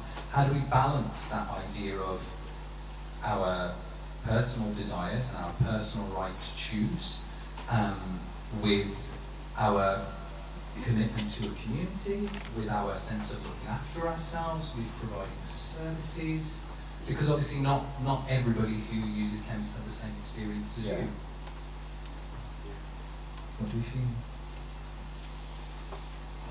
You're kind of essentially asking how we say it's okay to use substances, and I think that's a really wider discussion, and we're always kind of hearing things about cannabis is going to legalise, there's kind of safe spaces to use substances and stuff like that. I'm really not sure how that could fit into a chems situation, and that's a really good point to kind of make really, and really get into that discussion about how you would make it. And just going back to something you kind of pointed out there, not everybody participating in chemsex-related activities is in a real difficult situation or having problems from it. Some people do kind of participate really healthy, really kind of safely, and have a really good kind of connection with it. And I'm kind of blinded to that in my realm in some ways, because the community of chemsex participants I encounter are the people that are having problems with it, although there's a couple of people that might come into the clinics and might just want a discussion, and once they've had that discussion they realise, actually I haven't got a problem, I just believed I had to come and see you because people were telling me I had a problem with it, and they haven't. They're managing it really well, and good for them. There's no need to kind of demonise their situation. Go and play safely. I've learned something from your situation, and I'm going to kind of use that to be able to advise and guide other people that are further down the road with problems. Just very briefly, so we did allude to like the exteriority of like chemsex people, like so you can go to friends who maybe aren't doing chemsex. Also, I think there's maybe a responsibility to the people we're having chemsex with, to if you've spent like a Friday or Saturday night with someone, message them on the Monday or the Tuesday and like see how they are. And I mean, my background's in nursing, so I find that really quite an easy, natural thing to do. But there are definitely a couple of friends where they haven't been alright, and then I've had a conversation like, well, there's this charity or that charity you can go to. And so I think we do also have a responsibility to each other, to check in with each other, and point each other to support and care where we can. And you're not always in a position to support and care. I don't think that's like an obligation I want to put on people. But like if you feel okay, but also sometimes just not feeling okay and not feeling okay with someone else kind of takes the sort of pressure off that. But I don't think. Okay.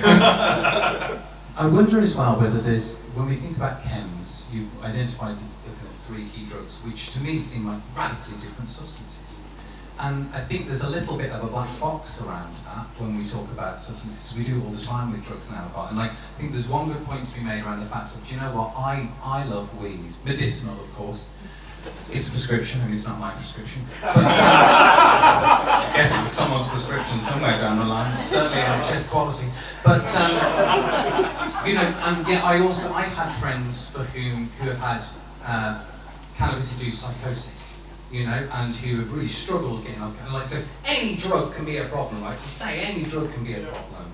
Alcohol can be a problem. All these things that are legal, they can be a problem. I love poppers. I am a poppers slut. I take them whether I'm topping, I take them whether I'm botching, I don't care. And that is, we were having a discussion about poppers earlier and the impact that has on the brain, right? This has a measured impact on our brain's capacity to make decisions, but also to function over a longer period of time. But it feels to me like there are certain substances, and if I'm fixating particularly on G, we're talking about something, as you say, in the dosing, that literally can lead to an accidental death very easily, or be weaponized, right? And I just wonder about that, why we lump together our substances instead of talking about the complexities of each one, because somebody might be like, I've been doing chemsex for years, and some people completely can use G safely because they're regulated. But for me, I almost worry, and I become a bit like Kath Ogie, in terms of if we have to simplify the discussion that chems can be safe, we don't recognise the specific risks of specific substances and exactly how grave those consequences could be sometimes. I don't know. Do you guys have? And I'm really up for a counter on that in terms of because like I do have friends who use G, you know, who I have these conversations with.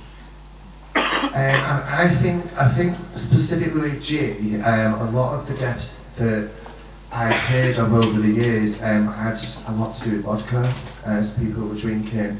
And we've not actually, I don't think anyone's mentioned that the other name for G is date rape.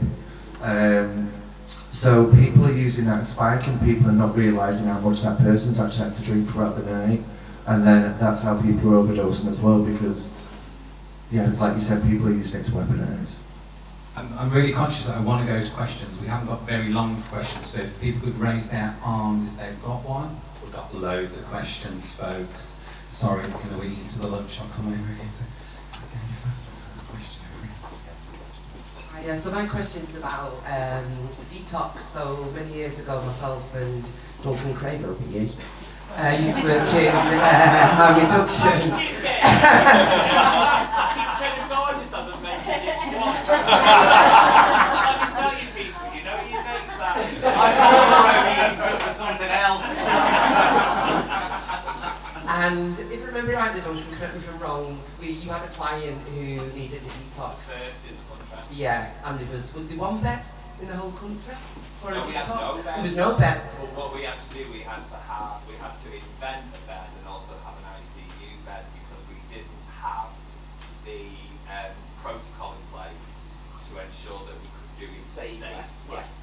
So my question is, has that improved and how do people actually access detox and rehab? Yeah, it's really great question, and one of my real kind of battles and challenges in trying to get people needing tier 4 services, which is detox and rehab, the right kind of pathway into local authority funded specialist situations. So what I've not talked about, and conscious of time, what I've not talked about is the high-end dependency on G and the kind of the physical, psychological impact of that.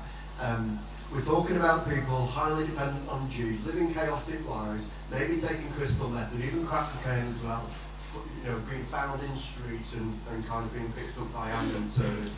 So in Manchester, the ambulance service is pretty familiar, not fully, they can do better, pretty familiar on how to kind of respond to those situations. And then when you get them to MRI, for example, who are really good again at responding to a G overdose or G withdrawal, then they would treat that kind of individual on that national guidance that's in place that hardly anybody knows about. You know, it's just ridiculous. But anyway, that's where we're at. So that's one of my battles. And then we look at how people can progress into tier 4 services there. And it's Chapman Barker unit. You know, they're the specialist service. There are other services around the country that will entertain taking on board someone on a G dependency of around about 20 to 30 mil, but they will not go beyond that because they know there's a whole raft of complications associated with it. So it's a battle. I've got people coming to me through the clinics that have got plenty of money because this isn't a situation that is just kind of associated with you know, a usual drug and alcohol cohort in society. It comes from a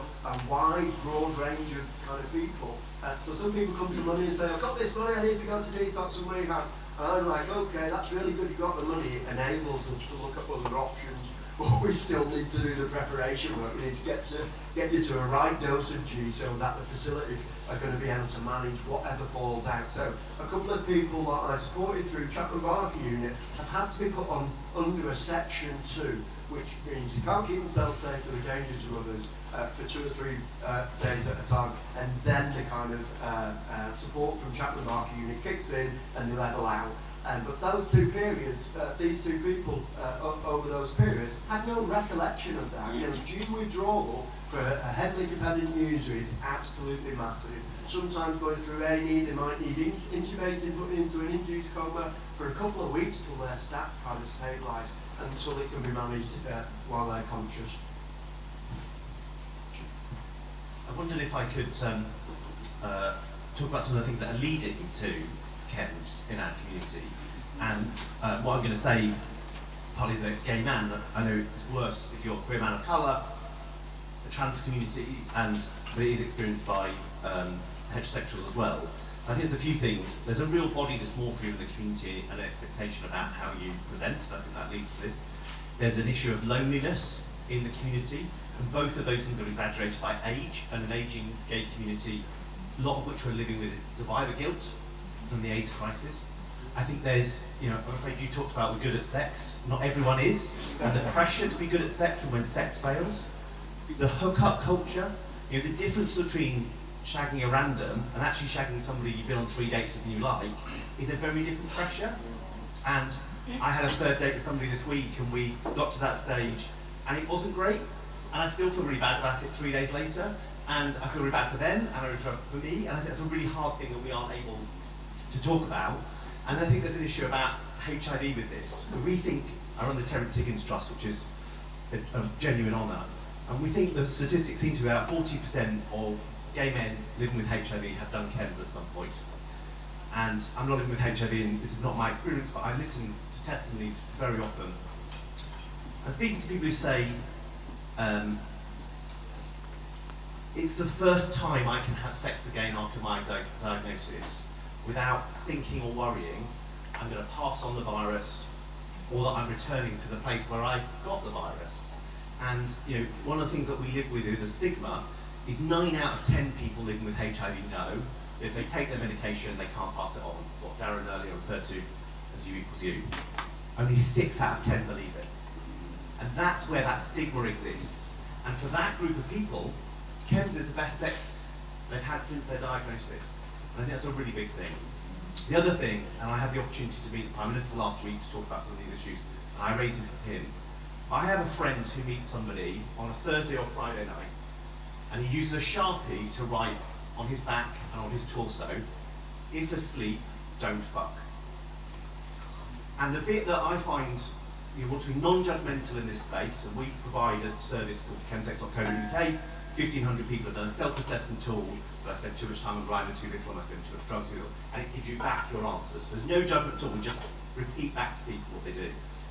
But you sit there going, how could you knowingly go into, for a weekend, a space in which the chance that you will get raped is so high you go to your friend that you write on them, "If asleep, don't fuck." And I think that just is a very sobering element to all of this, that there's a big lead into it, and then there's what is happening, and that because these issues are so complex, and they come so close to our own experiences, it's often easier to not talk about them.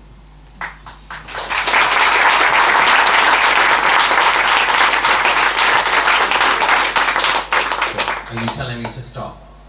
No. Good. Yeah, we're carrying on, aren't we? Good. Thank you very much. I am Ed, I'm from Survivors UK. We're a sexual violence service based down in the south. Mainly we're a nationwide service, but most of our clients are in London. I co-founded the Surviving Chemsex group with our organisation about 5 years ago. And so I've kind of been on this sort of journey of understanding the ins and outs and the nature of the issue. And today I just want to thank you guys, all of you, and Cheddar as well, for starting the conversation with the why.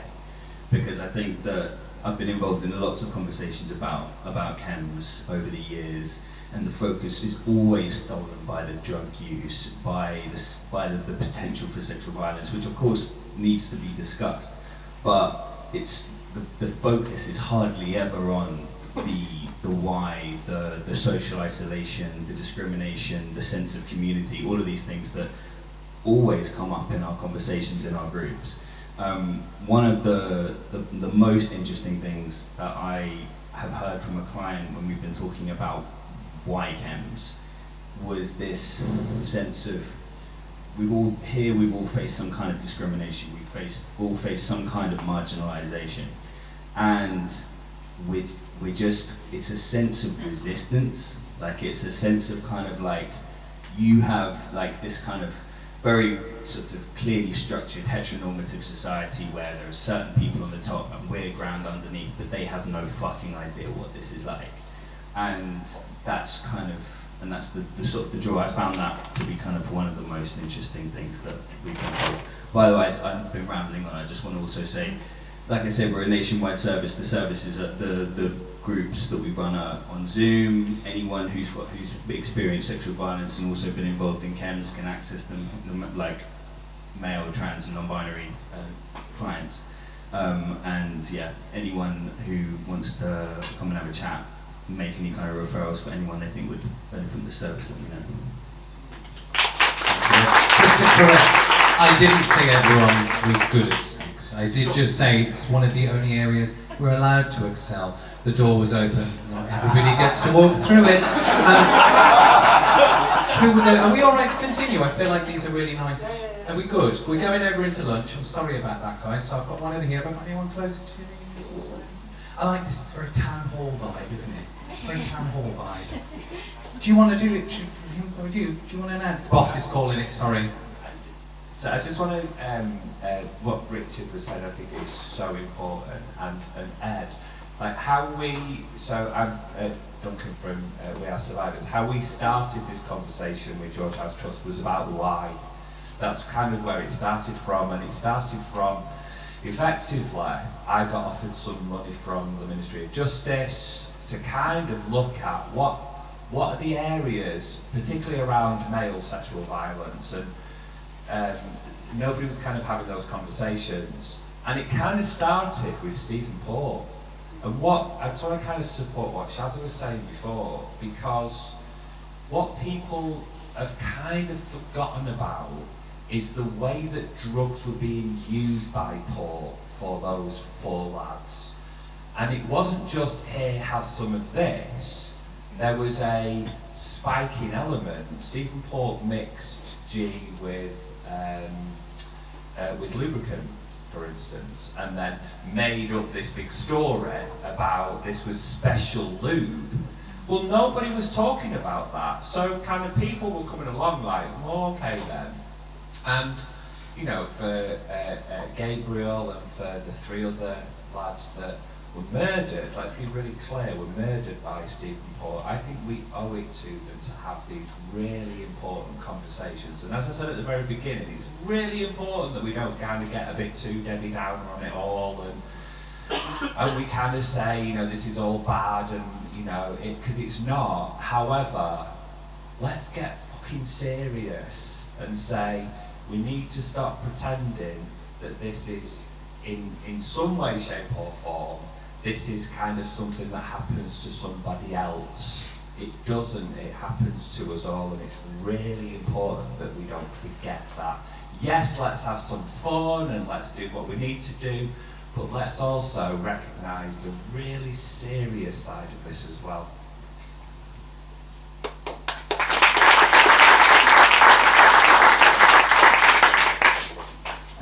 Maybe a question for Paul. I'm from our room in Manchester. We support male, trans and binary sex workers, and a lot of the people we support use chems and say that they want to access help for it.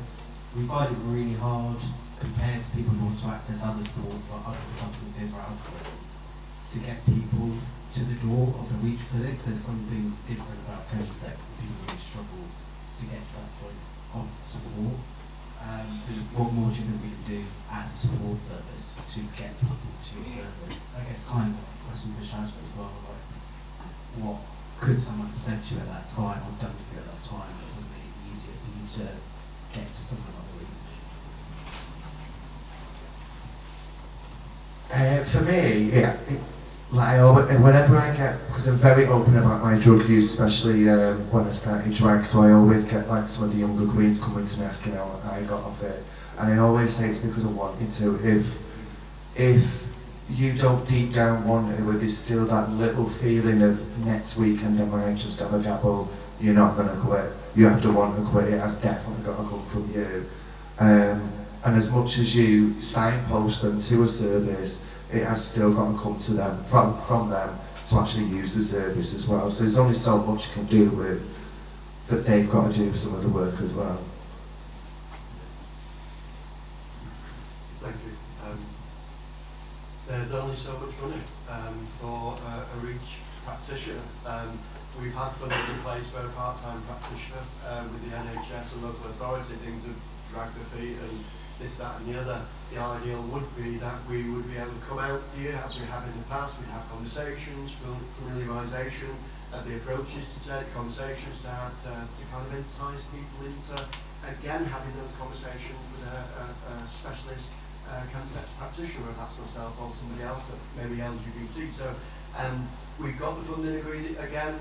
There's talks with a neighbouring kind of city and town to be able to kind of bolster that up. For me, there should be a team, you know, and there is kind of conversations at a strategic level how we can kind of GM-wide act in a collective way and take a collective approach to support people coming to services, not necessarily to the front door of services, but like you said, to the kind of services that surround maybe the primary services, saying I'm participating in these activities, and you know that the kind of situations with those people, there are problems associated with the consent activities. So I think it's just more resources, you know, and that's got to be the bottom line, and commissioners need to buy into that. I think I'd add to that. There is a huge cost to when the harms of chemsex escalate. There is the human cost that we've heard very much about, but it's kind of very hard to quantify. I just want to sort of reflect to us that actually Manchester is not doing well at early intervention. If you compare to, say, a city like Berlin, that actually has very similar kind of social circumstances, very similar scene. A friend of mine was having problems and actually managed to access early support. He got intensive psychosexual therapy within weeks that lasted 6 months, and he could re-sign up for it. He then went into inpatient rehab. That was not difficult for him to access. There were spaces. He got into that rehab, I think, within a couple of days. And I've seen that repeatedly in Berlin, where the services actually fucking respond and exist. Now, I would say we are already spending the money. If you end up in A&E, that is vastly expensive. You end up in ICU, even more so, you stick a 0 on the end, maybe 2 zeros. We are spending the money, and we're also seeing the human cost. And you know, I would be one of the first people to say, oh, drugs are fun, they are nice to have. But we are spending the money, but in very bad places. And I would absolutely advocate for a team approach and also pathways in that people can get early intervention. And I really don't think we're doing, and it's not an individual criticism at all, you're absolutely right. The money's there to expand, and it's bureaucracy that's causing problems for it. We are not doing that well in Manchester. We could do a lot better, and people are getting the help way too late, way too expensive methods.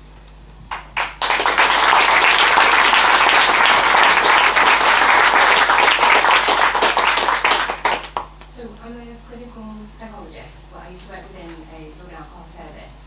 When we look at how to support people using chems in a way that was culturally considerate, and it was just the most difficult back and forth, thinking about like the understanding of staff. Is it a safe space? Is the resources there? What do we do? Like Chapman Barking, it'd be one of the only rehabs in the whole of the city. Is just what do you do?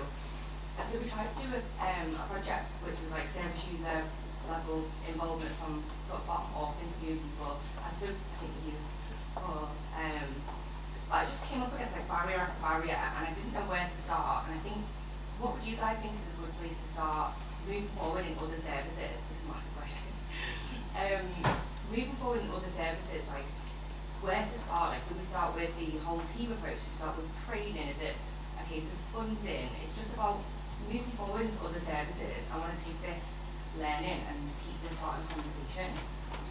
Where do you think would be a good place to start? Where is a big barrier to people accessing services that they need? But it's a massive question. So just before I was a drag queen, I actually worked in Manchester Met University. I was a student advisor there, and I think that is definitely where you need to start. Is this city is massive for the students. I also worked at Bar Pop for 5 years. I was DJing there when working on the door, so I'd watch an influx of students come in every September, and then you'd have the odd few that by the time it's getting to April, these students are now gone. They're, they're using drugs, they're using crystal meth, and then they'll disappear and you don't really see them again, I presume, because they've gone home. And again, the next September, you'll see a nice fresh batch of students. A few months later, you've got the odd few that are now got the gaunt faces and, you know, the bags under their eyes. And it's not just through studying, you know, a lot of them are getting into this sex scene and doing crystal meth. That's a big one, and the cat. Great to see you here again. When I first came on board, the Reach clinic that I deliver across Manchester now at different bases was delivered out of one base, one particular evening, afternoon, a week. And when I came on board, it just didn't feel enough based on where people were coming from, or expected to come from, across Manchester to come to that kind of that space. And the DNA rate was, you know, really high at 50, 51%, whatever. So I moved out to a base in North Manchester and started developing kind of connections with that team and started familiarising them in the conversations rather than just kind of recognising that when someone says, I'm involved in chemsex, that, okay, there's a problem, you've got a drug problem, and that was the kind of perception that I got people's level of understanding of that don't actually understand what chemsex is. So I then did the same thing over in a base in South Manchester, and now we run across 3 bases, so North, Central and South, over 4 days a week, and we run around about 9 or 10 clinics. The DNA rate is around about 7 or 10%, you know, it's just absolutely gone down because we're doing it the right way. We're going to where people need us to be and familiarising teams around the approaches to take and the language to use around chemsex situations, and getting the thinking away from chemsex just being a drug and alcohol issue. It's absolutely not. I'm in a conversation with a sister service at the moment, trying to kind of educate them that you're trying to set up a chemsex service in a place where you've got a whole team of staff who are not exposed enough to have the conversations enough to become culturally competent around engaging people around chemsex situations. And unless it's kind of taken out that base, you're just going to have the same issues, which is non-engagement and unsuccessful kind of journeys into detox and rehab. So it needs to be in a setting that is going to be where people are coming to, such as sexual health clinics, and also familiarisation with those teams needs to happen so that when they are exposed, and they will, because people will come knowing that it's in a safe space, psychologically safe space, to start having those conversations with people that aren't just going to say, you've got a drug and alcohol problem. You know, it's not just a drug and alcohol problem, it really isn't. Chemsex is so much more far-reaching. So the exposure, and I think you encountered this, the exposure is so important. We did a piece of work with Rob Rouse from Manchester University when we set up the chemsafe.space website in Manchester, because there was no digital offer for chemsex-related resources in Manchester. When I came on board and saw that, I thought, what? We've got such a massive community of people involved in chemsex-related activities. We haven't got a digital space. Where are we? So we worked with Manchester University for them to be able to do the research and engage with around about 70 people participating in chemsex-related activities to inform how that was shaped up. So that chemsafe.space website now is shaped up by people who have lived and are living those lives, and that's the really important thing. You know, there's no assumptions made for when someone says, I'm involved in chemsex-related activities, what does that mean? And we talked about it earlier, you know, what does that mean to you and for you, and not making those assumptions. So, we've eaten into the lunch, if you'll excuse the pun. That was as good as my humour gets, I apologise. But before we go, I'm just going to pass briefly over to the lovely Daniel, who has a small announcement to make. So, Shazza, did you really think Onnit was going to let you celebrate 10 years without it going unnoticed? So I'm sure everyone, if you please join me, where's our gainer? There we go.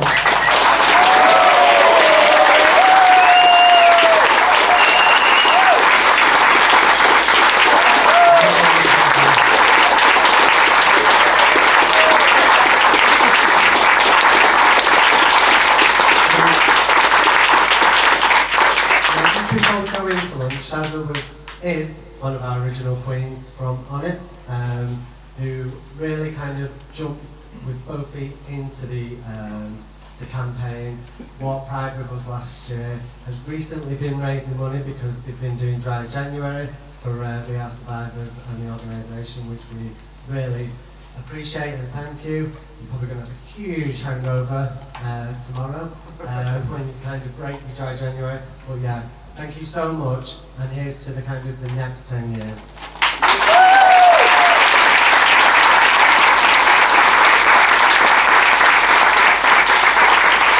Thank you so much for being with us for this part. We're not over yet. We've got 2 more sessions coming up this afternoon. But starting this conversation is so important, whether you're on it or whether you're wanting to get off it.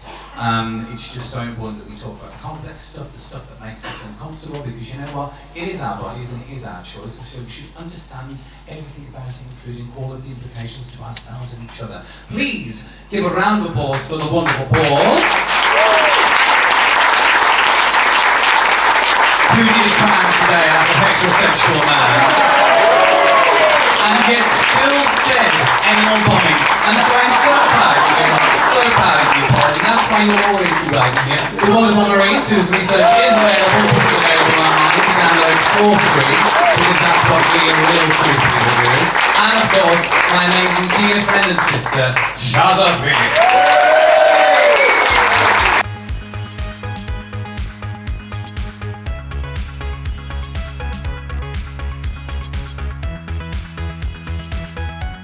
Hello everyone, I'm not going to be on this panel alone. I have with me Peter and also Des. Please come along.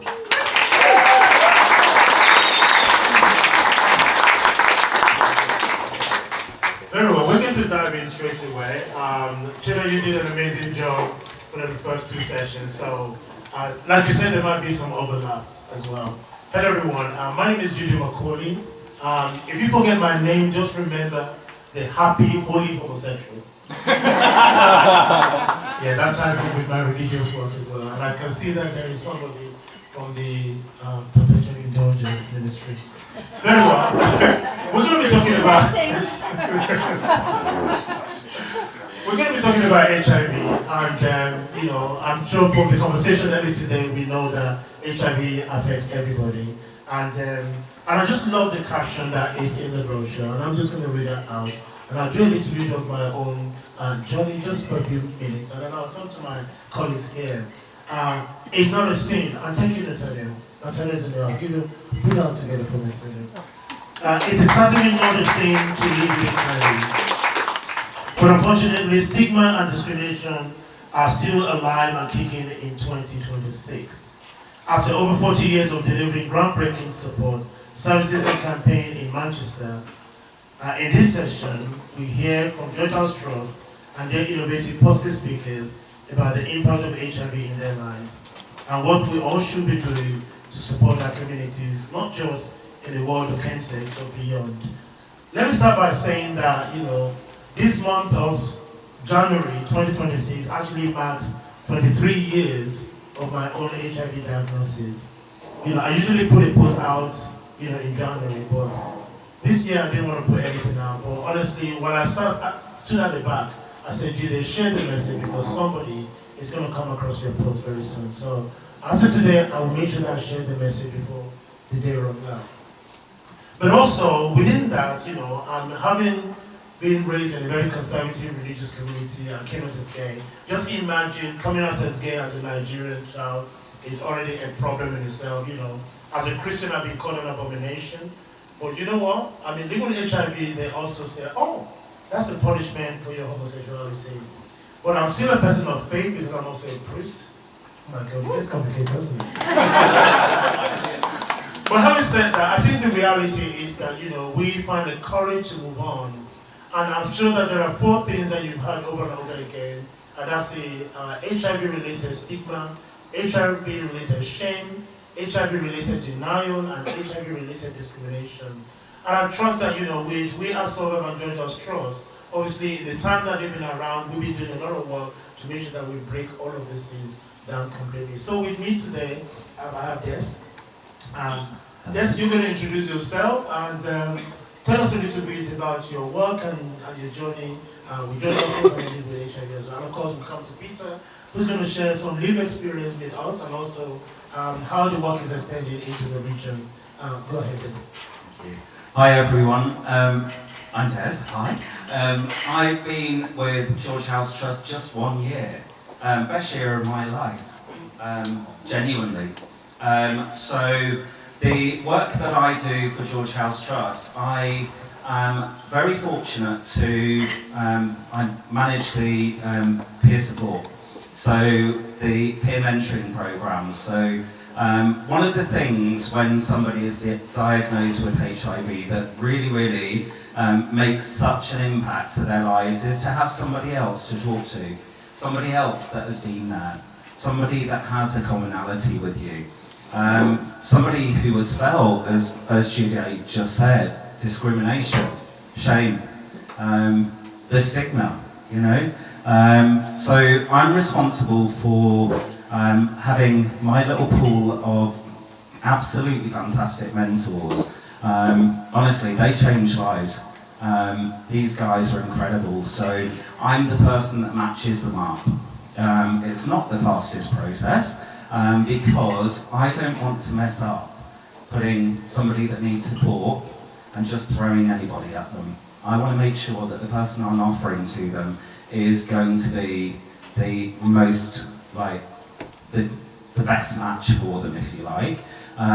So far, the ones I've done, I'm actually pretty proud of because they've worked quite nicely.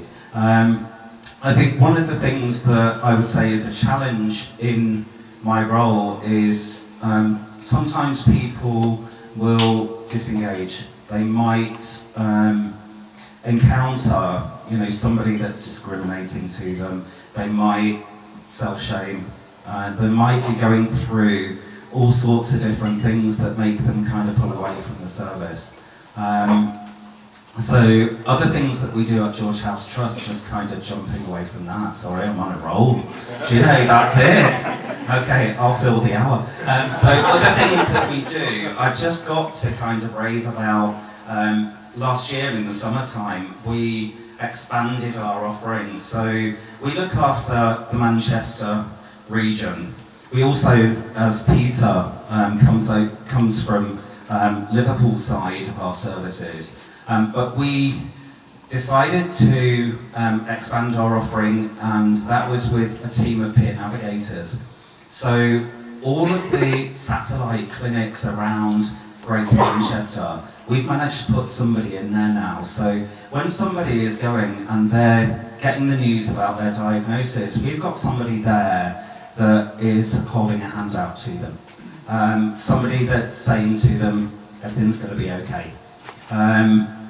So I think that in itself has really made a massive difference. And from that you can appreciate, you know, it's something that I know personally wasn't available to me when I was diagnosed 16 years ago, but I wish it was. You know, I think it would help greatly. Back to you, Judy. Absolutely. And honestly, I mean, let's put our hands together for our guests. I think you're right. I mean, because imagine 23 years ago, when I received my diagnosis, I was pretty much like a dark cloud over me. No one to talk to. I didn't even understand what's going on. And within hours of my diagnosis, I called a friend who I thought was going to be supportive, but goodness me, it was the wrong friend to call in that moment. So that actually made me sink into depression. But you're right about the services, because I'm also a mentor at George House Trust, which I'm very proud to do. And I think that, you know, we have several communities that can just support us. Peter, let's hear from you. Okay, hello everybody. So I'm my name's Peter. I'm a sex worker for George House Trust, and before doubt, Dr. Knight has a heart attack. That means I do theory, not practice, and it's hourly paid rather than out by the hourly rate. So I'm based actually within the sexual health clinic in Liverpool, and I've been the privilege really of telling my story for the first time, really, quite a new position. So obviously I'm a gay man, I'm living with HIV, and my phone's just switched off. Wing it. I was born in 1971, and I came of age in a society still hostile and dangerous for gay men, and one where you went to church if you wanted to be good. To be gay was a pervert, an outcast, to be a shame on yourself and to others, even to a God you tried so hard to believe in. At approximately 13, I saw the Don't Die of Ignorance leaflets delivered through every door, and the even scarier to have adverts on telly. I was eventually diagnosed 25 years later, in the year 2000, at a time when lack of treatment and death prognosis was still a very recent memory. Stigma and shame, then as now, shaped so much of how people saw us, how we saw ourselves, how I saw myself. Treatment was improving, but the emotional landscape was still full of fear, silence and shame, and I carried that with me for a long time. My involvement in chemsex didn't begin until years later. In 2007, during a trip to New York, I tried crystal meth for the first time, and it felt like something, well, a million orgasms all at once, and something inside me shifted. For someone who survived childhood abuse, who'd spent years feeling not too much and not enough at the same time, that felt like a confidence, connection, belonging and escape all at once. When I came back to the UK, that experience did stay behind me in America. It followed me home. But what pushed me deeper into that world was something I stumbled across completely by accident. I met someone who seemed such a really lovely guy. We only met to sex a few times, and I was really already in a deeply committed and open and honest relationship. I was and am someone who doesn't look for dark motives, and I discovered evidence that this guy was part of a paedophile ring. As someone who's been abused as a child, myself, it shook me to my core. It was like every old wound was ripped open at once, and I couldn't comprehend that anyone could harm a child. I still can't. And someone who grew up with Michael Jackson, loving Michael Jackson, trying to reconcile innocence with the validity of abuse and the inability to see why or who was overwhelming. I didn't have the tools then to process any of that. Catch myself up a bit. I didn't have the language. What I did have was chems, and they became the place I hid from things I couldn't face, not because I wanted to escape life, but because I didn't know how to live with the weight of what I'd seen and what I'd survived. What started as experimentation quickly became something far more consuming. I found myself using chems around the clock, smoking, injecting, losing myself in a cycle that felt impossible to break. Those years were chaotic, frightening and lonely. I'm still amazed that I survived. And survived them. I know many of those who haven't, who aren't as fortunate. At some points I was very, very ill mentally and physically. I was admitted several times to hospital for abscesses caused by poor injecting and lack of self-care. My shame was so great that I couldn't admit to myself what I was doing, let alone to those who already knew. There were times I couldn't make my clinic appointments due to the chaos, damage to my veins and scarred arms, all the questions I couldn't answer. No bloods meant no meds. And not taking them was so easier when chems were so easy to take. 2 years ago, this is what happened to my best man at my wedding, my best buddy, Nathan. He was using Tina daily, and he stopped taking his meds. Time ceases to exist when high on Tina. 2 years later, he was diagnosed with aggressive T-cell lymphoma. 6 weeks later, I held him in my arms in the hours before he died. It's a cold reminder of when services fail to truly be person-centered, fail to overcome a person's sense of shame. Yet I survived. Alive, intact, and in some degrees sane, that might be questionable. There were moments when I genuinely didn't think I would. Because I am lucky enough to have a husband and good friends who have proved to me time and time again that their love for me is unconditional. By nature that I would never intentionally harm anyone. I am and always will be a helper. From the beginning, I've always wanted to be a good boy. But it's what happened next, something so unexpected, that was really down to luck. While fighting and living with addiction is lifelong, my lack of addiction was broken, not by a clinic, not by a therapy room, but a 5-month expedition driving coast to coast across Africa. I loved Malawi since I was the age of 9, when I was told about it by a teacher. It wasn't planned as a rehab, it was the fulfillment of a dream that was beyond my dreams, at possibly the lowest point of my life. And I was actually injecting 24 hours before I actually left, so I was actually really did go cold turkey. I was forced into a different rhythm, no chems, no sessions, no chaos, just long roads, vast landscapes, and the kind of silence in which you confront yourself. Africa didn't magically fix me, but it interrupted the cycle and gave me distance, physical, emotional, spiritual. It stripped everything back to the basics, eat, sleep, drive, and breathe. Most of all, it taught me the value of people, of social contact, That there here in the West we have an epidemic of loneliness and a fear of intimacy, and the distorted values for disposable stuff over lives and experience.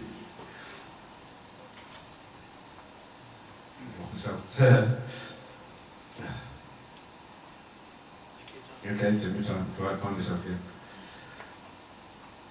When I returned home, I began the slow work of rebuilding. I reached out for support, real support. Not the kind that judges or lectures, but the kind that sits with you in the mess and helps you find your way out. But I was fortunate to be able to pay for private therapy. I had to resort to that. There's a 12-month waiting list, I think, for the NHS at the time. Still ongoing, I connected with people who understood trauma, who understood queer lives, who understood that chemsex isn't a single issue, but a web of unmet needs. And I learned something important. Harm reduction isn't about telling people to stop. It's about telling people, keeping people alive, connected and human. Recovery for me wasn't a straight line, it's a journey. It was a series of choices, some small, some huge, all shaped by compassion rather than shame. And my HIV diagnosis, which once felt like the end of everything, became part of a new beginning. With treatment, I became undetectable. With support, I became grounded. With community, I became whole again. Today, I work with people living with HIV. I support people navigating chemsex. I sit with men who feel the same loneliness I've once felt, the same fear, yet enjoying the risks while regretting some of the extremes. The same longing to belong. And I tell them what I wish someone had said to me. You are not broken. You are not alone. Your story is not over. You have so much more to give. You can't help everyone, but you can help someone. And in that lies pure joy. Chemsex is not just about drugs or sex, it's about intimacy, identity, trauma, pleasure, and the search for connection in a world that still tells queer people we have too much and not enough at the same time. It's also about self-harm. It's also exhilaration of taking risks, which to gay men and those living with HIV, already taking drugs recreationally, high-set risk is normalised. If we want to respond to chemsex meaningfully, we have to stop treating it as a pathology and start treating it as a conversation, as we're doing now. One that includes mental health, community, trauma, sexuality, and the ongoing impact of stigma. This needs services that are culturally competent, trauma and shame informed, and generally not just queer, but person affirming. We need to replace shame with understanding and fear with compassion. We have to learn to ask questions. We have to learn to ask questions without shame. We are still terrible at it, unless you really believe that all smokers smoke 5 cigarettes a day. Most of all, we need to be truly person-centred, to meet people in their chaos, rather than them fitting into our routine, at least until the chaos subsides, and to grab any interaction as an opportunity to more as a team of services, treating the whole person. My journey hasn't been simple. Even today, it carries shame and regrets, but it has been transformative. I stand here today not because I escaped chemsex, but because I need to turn that journey into something positive and constructive, to share what I've learned, to help myself as well as others understand it, and myself with honesty and care. I am fearful. I'm fearful of the naivety of those who don't see it, those colleagues who should know better, those that refuse to work together, those who have lost sight for whom they exist, the service user, and most of all those men, those who think it's not a problem, and of those gay men and increasing other sexualities entering into this dark world that starts with a million orgasms, that ends in an unfillable dark void of emptiness. Not to mention a world where increasingly a right-wing backlash is only around the corner, and when empathy is needed most. One of the most important parts of recovery is to be able to tell one's story and be heard. And that means firstly overcoming one's own shame and be faced with someone who listens and interests without judgment. And for this I thank you all. And if my story can help even one person feel seen, or help one professional rethink how they support our community, then every difficult chapter has meaning. So I thank you for listening, and thank you for being part of a future where queer people can seek connection without shame and support and judgment. Thank you.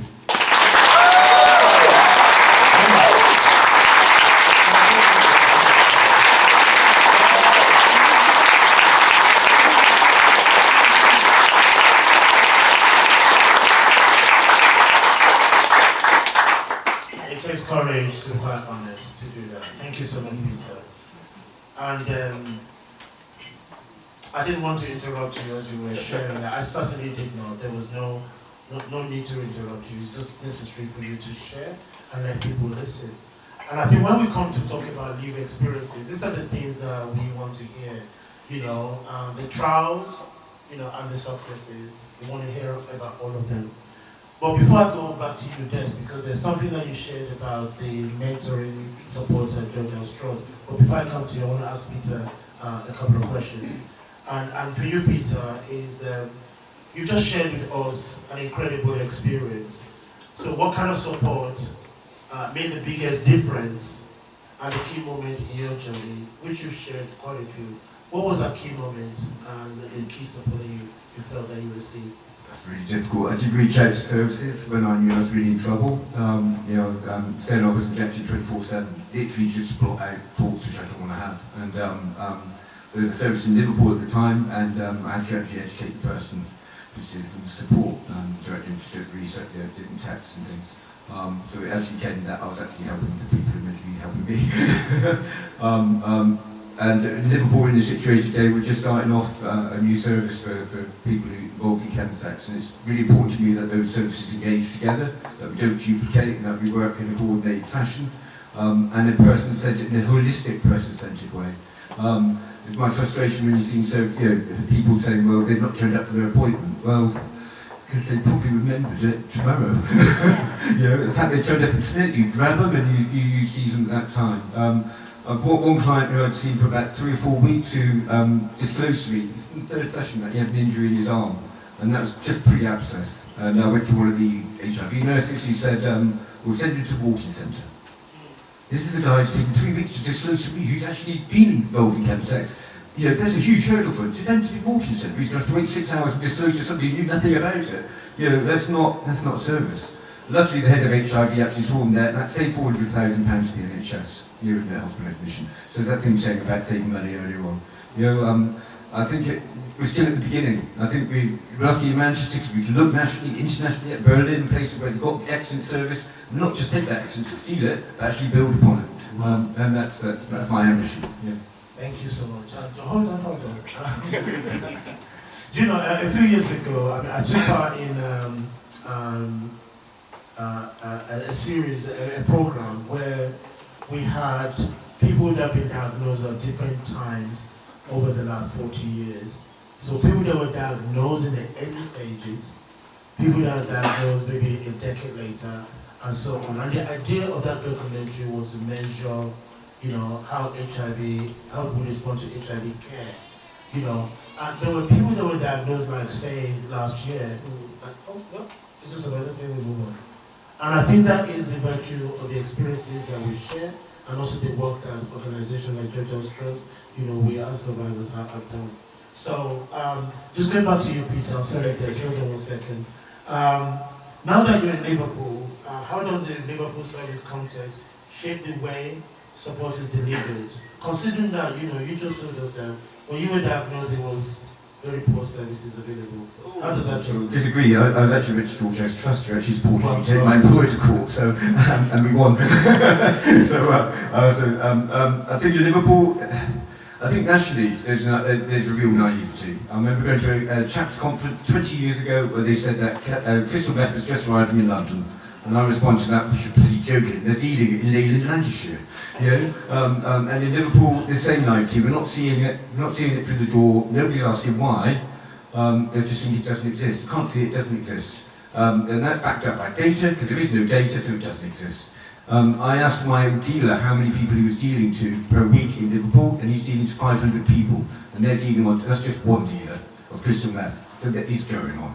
I know a lot of that might not be problematic, but it starts somewhere. It doesn't start with problematic usage, it starts with people using regularly with no issues at all. It only takes something like an event, trauma, to actually that escalate into something which is really serious. I'm very, very lucky I've never had psychosis, but I've had 3 people I've had defection because of psychosis. And I've not gone to from the darker areas where I went to. It does get really, really dark, scarily so. Thank you so much. Well, put your hands together for Peter, honestly.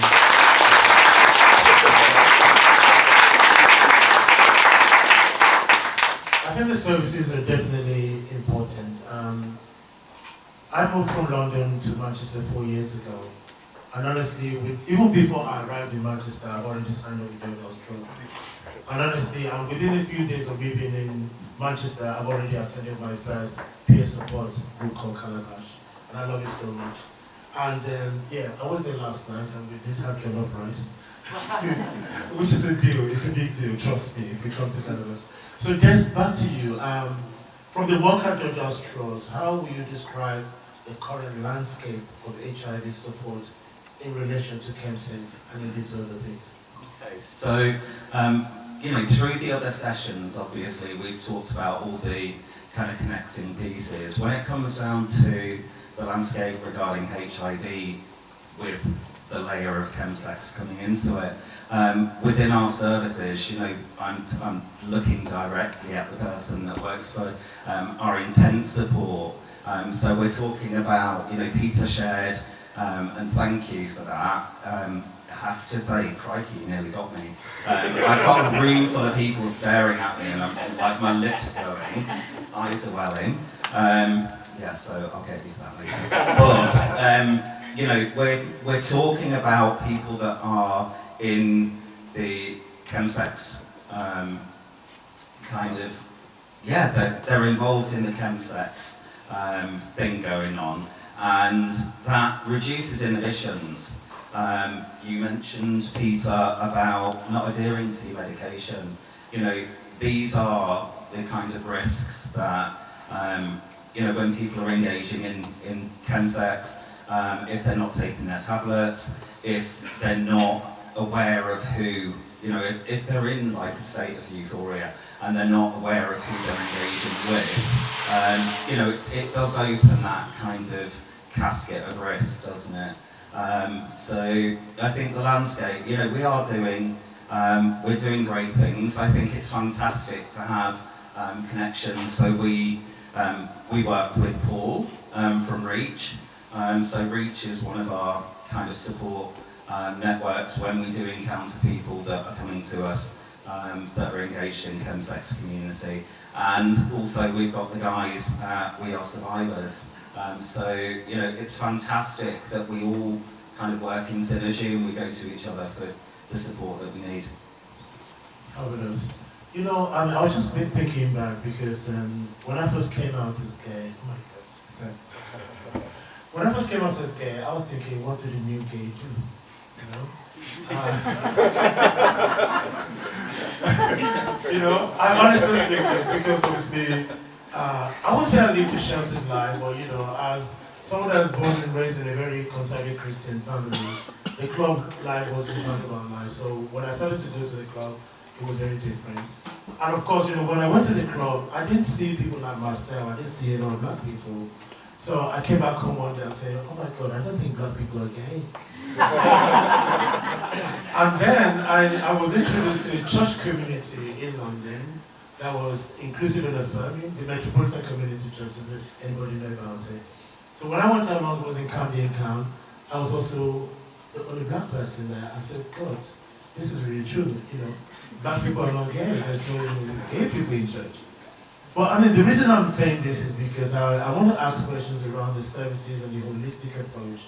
Do you understand me? Do you have a lot of diversity, you know, because we talk about chemsex. I got HIV from sex, which we already talked about. You understand me? Obviously, I think chemsex is another area, another impact to say. So with chemsex, what's the diversity level in chemsex? Do you have a lot of black people or people of color that are also equally affected? Just run us through them. Oh, yeah. So it's unlike really other substance misuse, it kind of crosses all ages and all incomes. You know, I've seen people at the age of 17, I've seen people at the age of 70 odd, with no idea how to do it. You know, no harm minimisation going on. And all economic scales, from people who are unemployed, asylum seekers, you're often usually trying to get a bed for the night, you know, go on Grindr, the drugs there, they'll take the drugs, and then eventually the drugs become the method of, you know, engaging. In terms of our service at George House Trust, one of the things I'm really, really proud about George House Trust is that we treat people in a holistic fashion. It's very person-centred. Everybody's an individual, everybody's got their own individual story and their needs are individual. So when we do an assessment of someone, we don't just talk about HIV, we talk about where they're living, what their finances are, what their social structures are. basically, like some people, like the clinicians look after the easy bit, the blood and the, your medications. We look after everything else. Yeah, we're not miracle workers. We can just sometimes point you in the right direction. A lot of it comes down to you. So we empower people as well. We try not to create dependency, but it's a very holistic service. So. I'm gonna disagree with you on one thing. That we're not miracle workers. Trust me, we are miracle workers. Honestly, I mean, to be quite honest, I mean, many of us in this room, if any of our friends or anyone, even a stranger, comes to us and say, I've been recently diagnosed with HIV, I guarantee you that between 12 to 24 hours, you have changed their mind in how they think about it. You know, you are the safe space, and that is a gift, that's a miracle. I'm a priest, I've never performed a miracle, but this miracle, I own it. Because I tell people that, you know, you equals you. Don't say that. Listen, honestly, let me come back to both of you, and I'll start with you, Des. Because I did remember when we were preparing for this session, we did touch about faith, you know, because I am a Christian, I'm gay, I'm black and African, as you can see. Beautiful.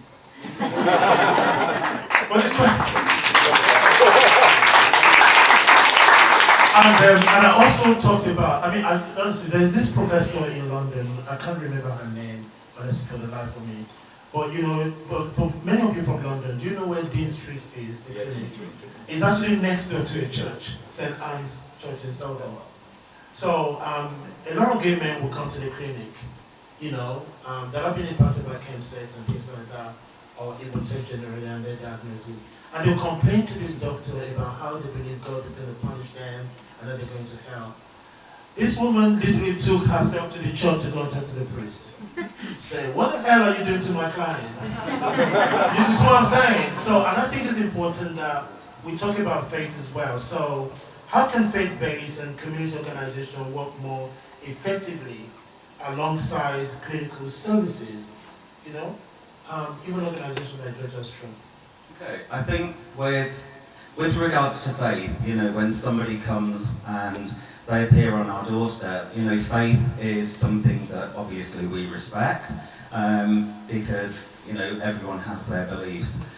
With regards to kind of other services and working with them, really I think it has to come down to the person with HIV going to their church, to their faith, to their organisation, and having, you know, a very, very open conversation with them.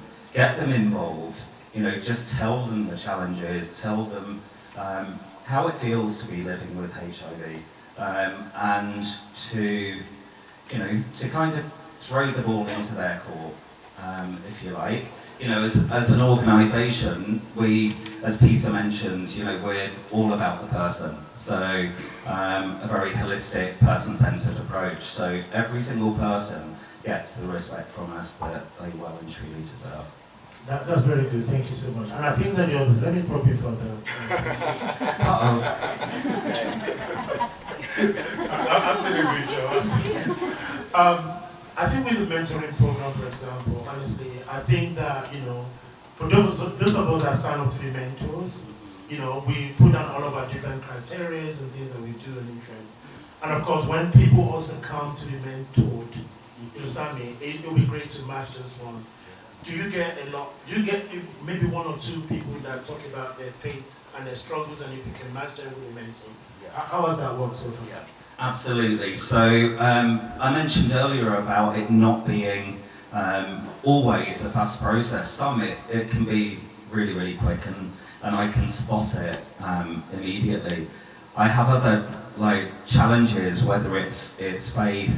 So obviously, if somebody is, for example, of Muslim faith, I want to match them with somebody equally that is living with HIV that is of the same faith. You know, I don't want to throw anything more into the mix of somebody having faith as a barrier, if you like, from them. You know, a shared faith, shared commonalities really is something that I'm completely hot on. I'm completely hot. Did I just say that? Thanks.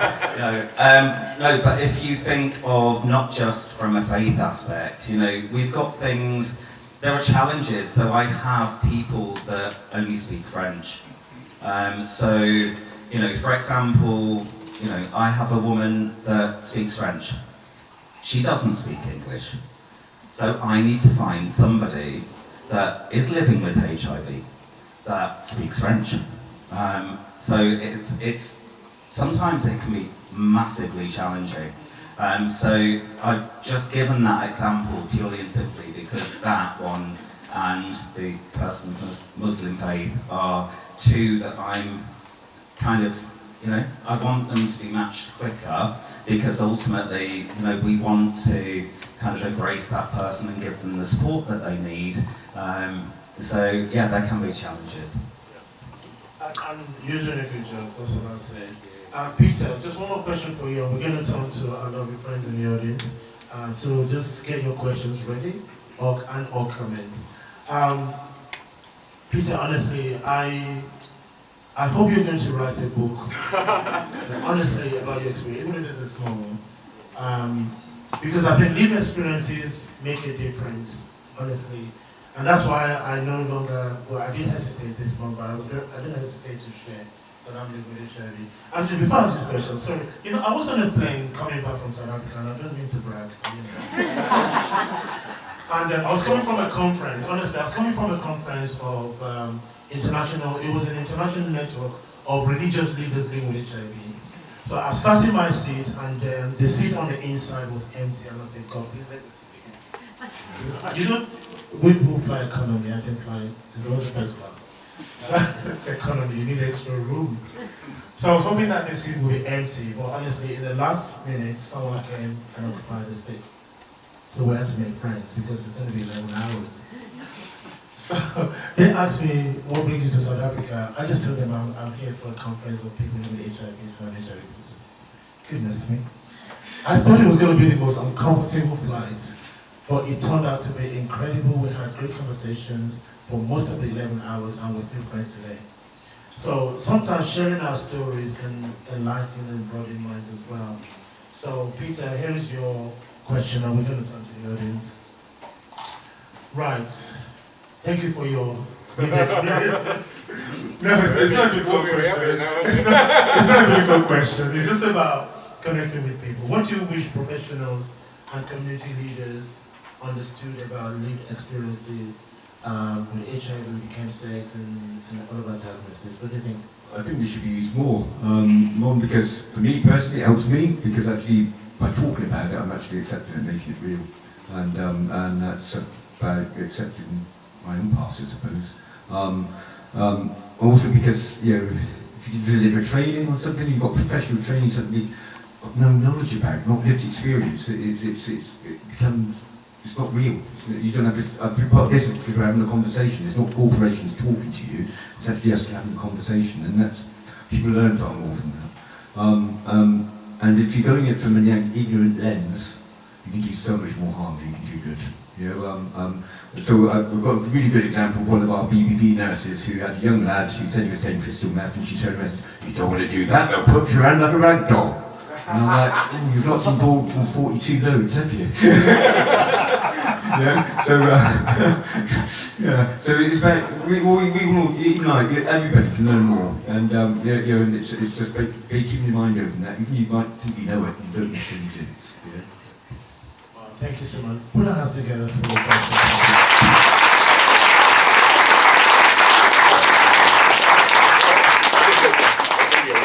So we've covered the grounds a little bit. So we need your input now. Any questions? I can see hands, okay? I'm going to be like Cheddar.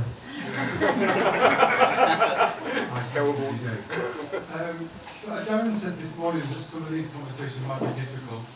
And this might be difficult, Peter, because you know where I'm going to come from. So my name's Chris, I work for Access Sexual Health and I'm a service manager.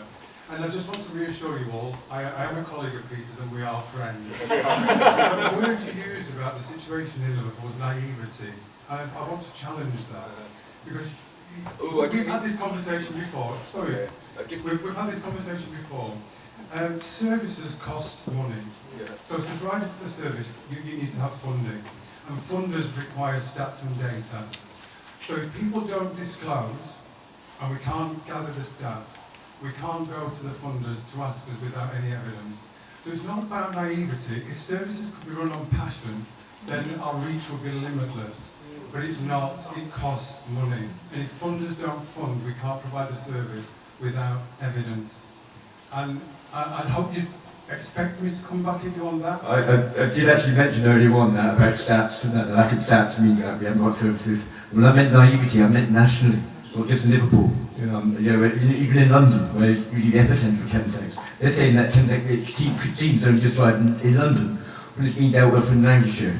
So that's at that level of naivety, really. And I did say about, if we haven't got the evidence, I mean, one of the major barriers, I get people disclosing to me about chemsex in the clinic, so I work in the sexual health clinic, but they're not disclosing to the practitioners. And the major barrier there is they don't want it on the medical records. So it's about having that conversation. Actually, your HIV records are kept secret from your general medical records. It's a different conversation we need to have. So it's not a criticism, it's per se. Hi, Peter. I just wanted to defend you actually because I feel like you were really brave in telling us your story, and to be challenged in that way didn't feel very fair. So I think the way I understood Peter was that by not having the data, naivety is created within the service, and I think that's really valid. So thank you for sharing your story. That's where I was coming from, yeah, thank you. Thank you so much. Hi. So when Karen and I first started talking about On It and kind of Chems, I can never remember what order, Sex, Chems, HIV, Consent, I am of a certain age, which means that I remember what happened in late 80s, early 90s, and someone said it before, the survivor guilt. I'm a survivor of sexual harms as well, so I have the survivor guilt of I cannot believe I am HIV negative. It just blows my mind when I think about all of my lot who were together. There's me and one other that are kind of left, so I have all of that. I have my own survivor stuff from the sexual abuse, etc. And over the past, we are survivors have been going for 17 years nearly. And in the last 17 years, I've seen huge, incredible steps forward from George House Trust, from Terence Higgins Trust. We can't talk about this subject without having a moment in our mind to think about David Stewart and what David did. You know, we have to kind of remember those people who have really took us forward. However, I am terrified, genuinely, that we're rolling back. The stigma, I know we talk about you equals you and it's fantastic, but I worry that the stigma is growing. And in this particular case, in HIV, people who are HIV positive and chemsex, there's too many gay men have come to our service where they have woken up in the middle of something happening, they have tested positive later. What can we do from your experience and your knowledge? What can we do to grab hold of that stigma before it kind of takes hold of the rest of us? Again, we've been here before, let's not forget that. Tell me what we can do. As a leader in this field, tell me, because I need to go and do it. Doing it right here. Thank you. Thank you. And what I really like, I love the north. I'm from Devon originally. I moved up north because I love it, because people are nicer. I'm more scared to give a monkeys about money. Compared to London, London is very corporate, and I learned a lot, and I'm not criticising London because they actually put it on the agenda, and David Stewart put a name on it, you know, and it's in his massive shoes that we walk, you know. The conversation starts here, and for me, the stigma, I'm very lucky as a gay man. I knew that coming out meant you set yourself free, and there's nothing more scary than coming out. The same with HIV, when I was diagnosed positive in 2000, we were told, don't tell anybody. you know, don't tell anybody. But now it's, you go into it, I've got HIV as well, you know? It's fine, I'm aware, you know? So they're changing that message. Actually, it's okay to actually talk about it. And today, talking about my own life with chemsex, was a never huge stereotype. I'm no longer in the closet, I'm out, and it sets you free. And the more people that do that, the more people join that conversation, because everybody's got their own experiences. My experience is just one, millions, you know? Be out to that conversation. My big fear, looking over to America, looking at a certain knobhead in the retard party, is Daily Mail gets over this, we're going to be crucified, you know, and then it shuts us all down, you know. So there is an urgency to it as well. How you're right. With more openly queer people, particularly gay, bisexual men engaging in PrEP, have you seen an increase in referrals coming from heterosexual and MSN communities into your services?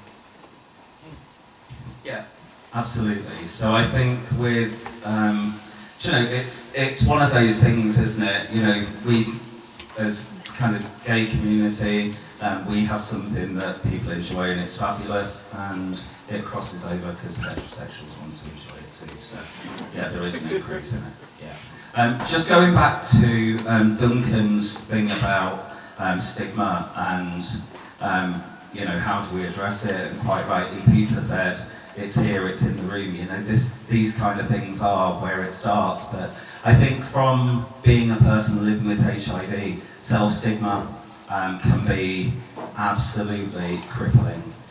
So, you know, it's important to have the services that we have to address that. So, you know, addressing it really from kind of grassroots up is super important as well. Oh, thank you. We've talked quite a lot today. Oh, is it too loud or too quiet? Just talk this next person, don't worry. It's all the semaphores. Very visually distracted. You're just waving like. Shut the fuck up, sissy. Enough from the fucking noise. Let's go to it. I don't know what our hearts are on. I'll keep it very brief. Okay. So I should actually say as well, thank you, and to everybody who shared stories today. I think it's absolutely essential. On that question of sharing stories, one of the areas where stories are shared a lot in ways that inform the collection of data that we've talked about always suffers through lack of funding and outreach. I volunteer for a local sexual health clinic quite regularly, almost weekly. As a verifier, as a sort of host verifier, and people come in and they talk about what their concerns are, what their sexual practices be. That kind of talking data we know is really, really important. I think there is sometimes questions about how much that really sort of point of talking data isn't necessarily used or harnessed, or have our own methods to really always get sort of feedback on how much you gain from that point of talking. And one of the things I want to sort of query about this is, firstly, why isn't there more investment at that level of getting that kind of information and giving those people who do, maybe are just volunteers as well as paid workers, to be able to pass that data on to people who are creating policy and applying for funding. But more importantly, I think at the moment, a raised question I have is about in the national strategy released in December, there was a sort of a kind of importance placed on digital services provision of of safer sex information and access to PrEP, access to condoms, anti-condoms, all the rest of it. And concomitantly, there's one particular sort of growth area in providing kind of at source, you know, text this number to get all your sexual health resources. And I've forgotten the name of it, to be honest, it's something 24. But, SH24. Now I noticed that in various local outfits they've been asking people working and volunteering in sexual health to give them a ring and contact them to give us our information.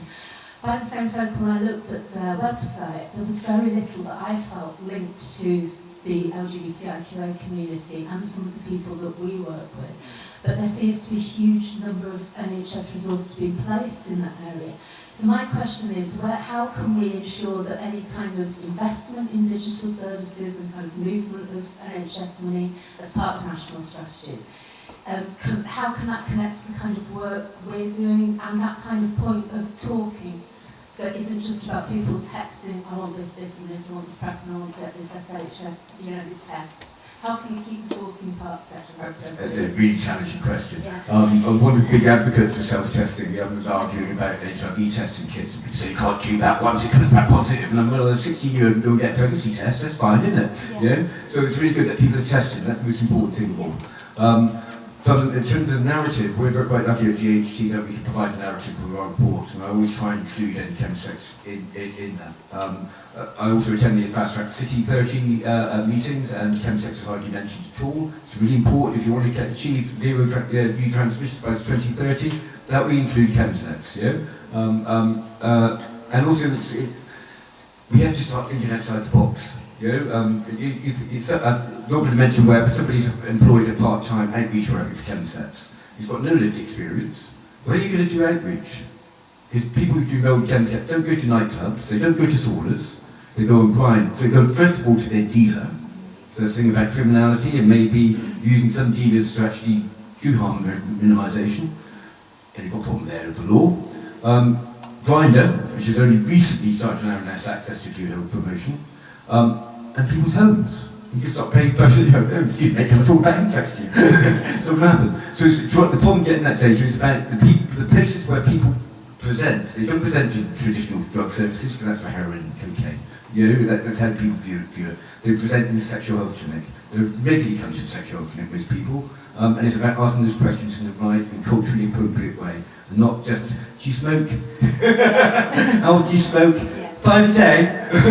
It's actually been a bit more clever than that. And I've not got the answer to that either. I'm just saying it needs to be out there that we need to be asking that question. Okay.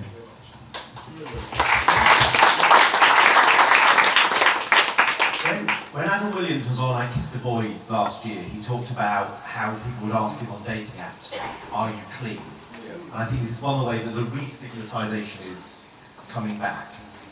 Do you have any advice on either sharing your status on dating apps or not, or how you, like those of us who are not positive, but are not wanting to be discriminatory to positive people, how we might talk about that, because it seems to me it's legitimate to ask, how do you engage in HIV prevention, which might be, I take my HIV meds, I take PrEP, I use condom, there's a series of things, but how would you, potentially a positive person or somebody who knows about this, like people who are not positive, to talk about HIV and sexual health? Okay, at work I get that question quite a lot. So I talk to clients, I call clients not service users because I don't like the word client service user.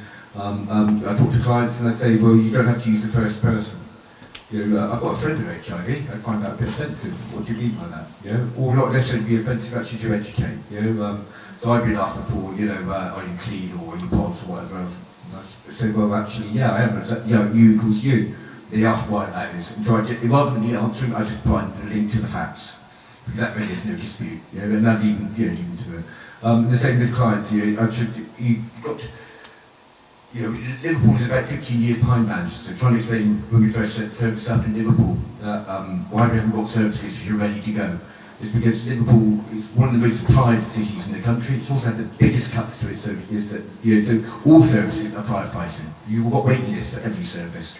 So one of the advantages of being GHT, because we work in a holistic way, is that we can actually get results. We take charge, or take ownership of a client, rather than just signposting them on all the time. Sometimes you need to do that, but when we can, we actually we carry our caseload. I've lost my train of thought now. Do you want to put that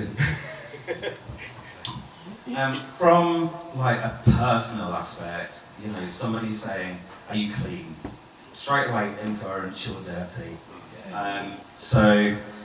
Peter shared his story. I just want to kind of share something, and then you will kind of get the gravity of when somebody asks you something like that on Grindr, for example. I took a holiday to Gran Canaria, went on my own first night, chatting to somebody in a nightclub. Guy was from Leeds, fantastic. Oh, you're a northerner, great stuff. Watch my drink.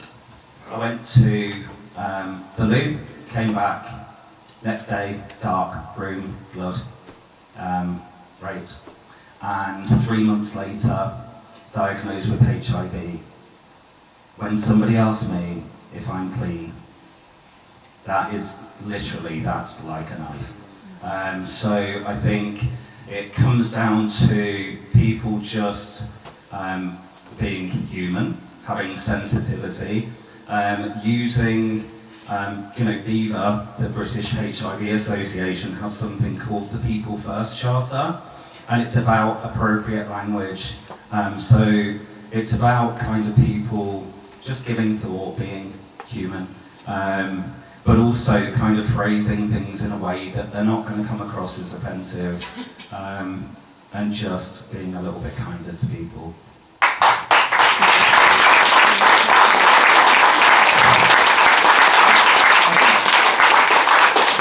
To answer your question a little bit, what can other people do? Because there were really great questions in I live with HIV as well, and I know how it cuts like a knife when someone asks that question.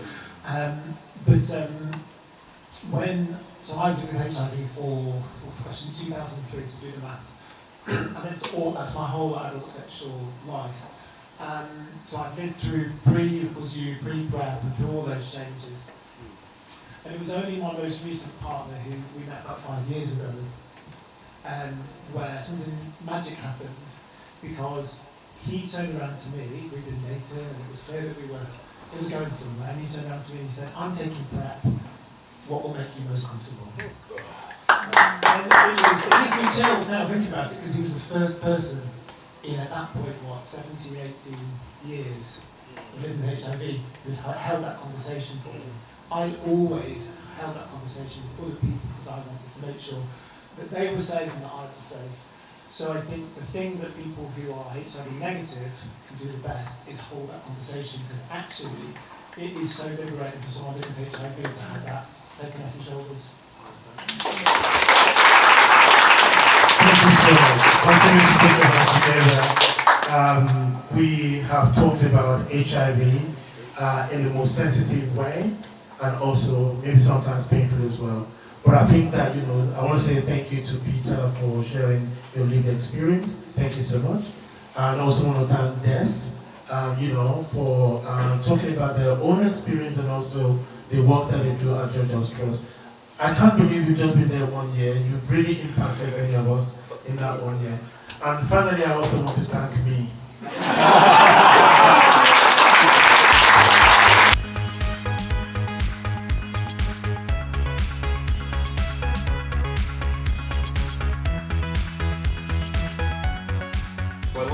I'm not going to introduce my guests.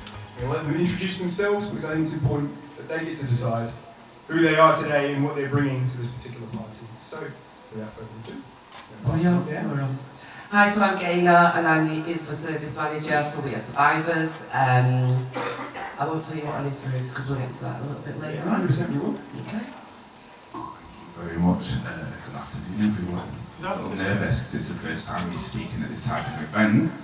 So before I introduce myself, there's just two things I really want to say. Just like Duncan, this is my first time in the Eagle, which is ironic, being a gay man living in Manchester. But the reason it's my first time is you would have caught me doing the most in the dark room, but I used to be on that many drugs, I wouldn't have even made it past the bouncers and down the stairs. So that's why it's my first time in the Eagle.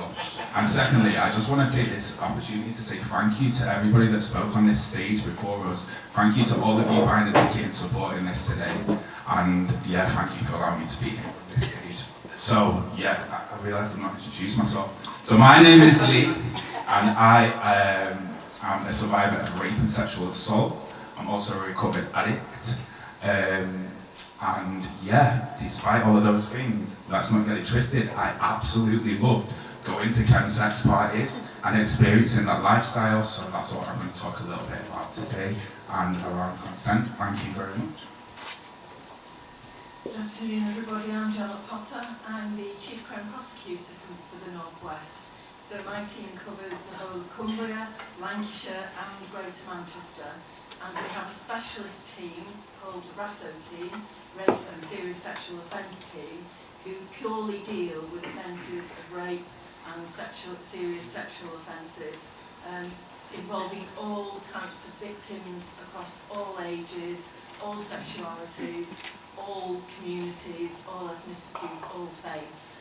And we make decisions on whether to prosecute offenders for the offences that are alleged against them after the police have conducted their investigation.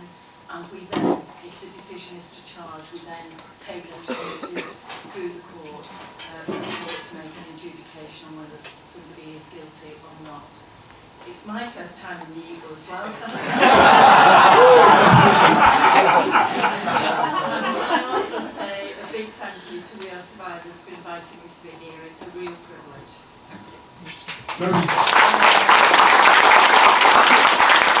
Remarkably, nobody's lying here about being in their first time in the Eagle. Lee, sweet summer child, came onto the stage earlier and said, "God, this sofa's really high off the ground." I wonder why, mate. What an interesting observation. It's probably the first time anyone sober has ever seen a nun in the Eagle. We're always down in. Oh, it does feel a bit like the start to quite a bad joke. You know, nun and a priest walk into the Eagle. Priest looks at the nun and says, "Sister, it is not a silent night, but it is a holy one." We're always on our knees down here.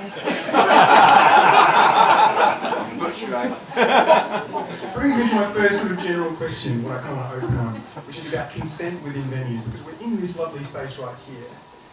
This is an environment that people walk into expecting a certain kind of thing and get a certain kind of thing out of it. With consent, there's a lot of difficulty about continued consent, about when I open up the door to something and that something changes, that experience I think that I've invited in changes around me. What role do I have? What right do I have? Gaynor, do you think there's more that we could be doing about presenting conversations about consent, or making people aware of organisations or available services within the village or other places? I love a poster. I love a poster. Posters. As a woman going into a women's toilet, that, you know, with posters on the back of the door, these little tabs we can take off, you know, go here for support, go there for support. It's actually not my first time in the Eagle. I know that. I've been around a bit. So, what I'd like to see is just getting that message out there. Just get it up, not only in toilets, because that, again, it's stigmatising, it's secret, it's hidden away. Yeah, I think we just need a big push on getting that message out by any means necessary, opposed to being a good start. No, it's interesting as well to see, I mean, not that I've been in that many women's toilets, but the lack of the sort of the tear-off number or that information, that people just keep trying to sell me Viagra and it's starting to feel personal. I'd much rather some other information about consent be available in the space as well. Janet, do you feel like there's a difficulty potentially about when we talk about consent, certainly you're coming in obviously from a legal perspective, is there a difference between the law's view of what consent is and the living experiences of what consent has to look like in a space like this or in a chemsex party? Is there a gap? I don't think there is a gap. I think the law is quite clear about what consent means. I mean, there's a poster there that says yes means yes, and that's obviously, you know, if you say yes, you're consenting, you're going along with it. If there reaches a point where you no longer consent and you want it to stop, everybody has the right to say, no, it's time to stop. And if somebody carries on beyond that with the sexual activity, then it becomes an offence, because the offence is that you are having sexual activity with somebody who doesn't consent and you reasonably believe that they're not consenting, but you're carrying on. There's a little bit more to it than that, because obviously there are some situations where you no longer have the freedom and capacity to consent. And if the person no longer has the freedom and capacity to consent, and sexual activity takes place, then that is an offence. So if, I'll use the word complainant, because we use the word complainant as suspect at the point before somebody's charged. If a complainant is unconscious, whether that be because they're asleep, because they're intoxicated through drink or drugs, and somebody has sex with them, they haven't got the capacity to consent. And the person will know they haven't got the capacity because they're out of account. You know, it's like you can consent to anything. And there's a little video about somebody bringing a cup of tea to somebody who's asleep. You can't consent even to have a cup of tea if you're asleep. So, you know, that situation, which may be very relevant in the circumstances and context that we're talking about today, means, you know, that you're not consenting. You've not said anything, you're silent because you're unconscious, but you haven't consented.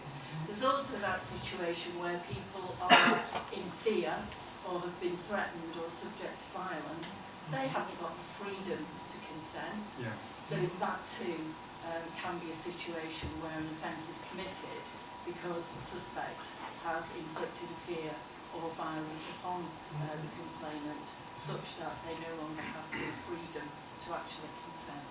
So there's a number of aspects to it, but I think we would all understand those to be the ordinary meaning of the word consent, and that plays through into the legalities. Yeah, no, it's something that's interesting as well with the language that we use around yes means yes. That consent is something that's given, not withdrawn. When you look at the sort of the history of, okay, I'm going to talk about Latin, but unlike usually when Latin comes up here, it's not going to be Sean, Paul, or Pitbull. It's going to be the boring Latin of the Romans, okay? So the etymology, the sort of origins behind the word consent, the first part comes from com, C-O-M, excuse my accent, it sounded a bit different. If I was from up in Newcastle, if I said com, you might think something different. But com means like, it's like company, it's togetherness, it's group. And then I think it's sentire or sensire, which means feeling. So it's together feeling is how the original word came together. And then over the centuries it changed to being about consent was something that when you gave consent, it meant that you gave consent and permission for your rights to be taken away. So the legal language around the word changed at some point. It's really interesting. Lee, I was wondering if you feel comfortable talking about this. How is consent maintained within chemsex spaces? Because it's not like there's a butler or a DJ or a major going, it's not Butlins, right? You know, someone's not, you know, spotting from the table and being like, oh yes, that one's what a rubber duck. Someone's going to make sure everyone has an individual relationship with the situation that they're in. So what does that kind of look like within that kind of space?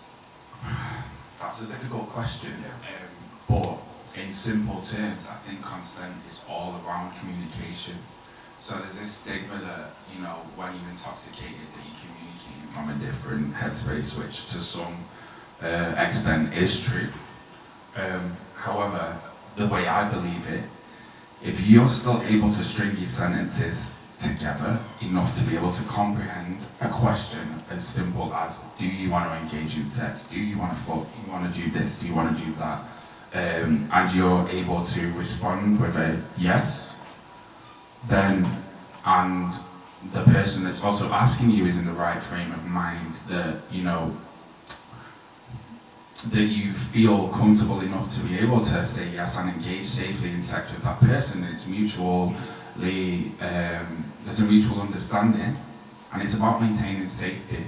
Because, you know, in a chemsex setting, it can be a very unsafe setting. You're on some very hard drugs with a group of strangers that you don't know, with, you know, with the idea that you're going to be taking your clothes off and sex is going to be happening. But just because you've gone to a party and you've consented to taking those drugs does not automatically mean that you're consenting to have sex with people in that space. It can be given and withdrawn at any time. And I think it is all about communication. So I don't mind sharing a little bit about my experience. I went to loads of chemsex parties and I enjoyed them all bar the one time. And the one time I didn't enjoy it. Some were better than others, some I was more high than other times, there was a different bunch of people, sometimes the same people, but all of them felt safe because I was managing my own safety, because I was conscious, I was awake, I was able to respond, I was able to leave if I wanted to, but the one time that it deeply affected me in a really traumatic way was when consent wasn't present, because I passed out and I was at a party 4 years ago. And there was a clown to the left of me, a joker to the right. I was stuck in the middle with Gina, Tina and Kendrick, if you know, you know. And I had clothes on, blacked out, passed out. I'm not able to answer any questions. I'm not able to say, yes, I'd like to do that. I'm also not able to say, stop, I don't want you to continue doing that. Hours later, I wake up, no clothes on, with the guy I've been rejecting all night, assaulting me sexually. I don't know what's going through my head. Panic, fear, intoxication, confusion. I stand up, I try and gather my things, I go to the door and I say thank you for having me to my perpetrator. And then I leave. And then I'm thinking, how has it gone from A to B? How have I got from this situation to that? Is it my fault? Is it the drugs? Is it this whole whirlwind of thing? It's as simple as what that poster is. I couldn't say yeah. I also couldn't say stop. And somebody said before, I'm not too sure what this gentleman is, but it was really poignant, that somebody wrote on the back of their friend's back, if asleep, don't fuck. I wish that was wrote on the back of my back, but even if it was wrote on the back of my back, it doesn't mean that it makes no difference. Yes, no, not in your head. It makes no difference at all. But also I think it raises some really important questions as to in what space are we operating where we have to write that on someone's back. So that's a little bit of my experience, but yeah, I think there's more questions that can come out of that. No, really, thank you for sharing.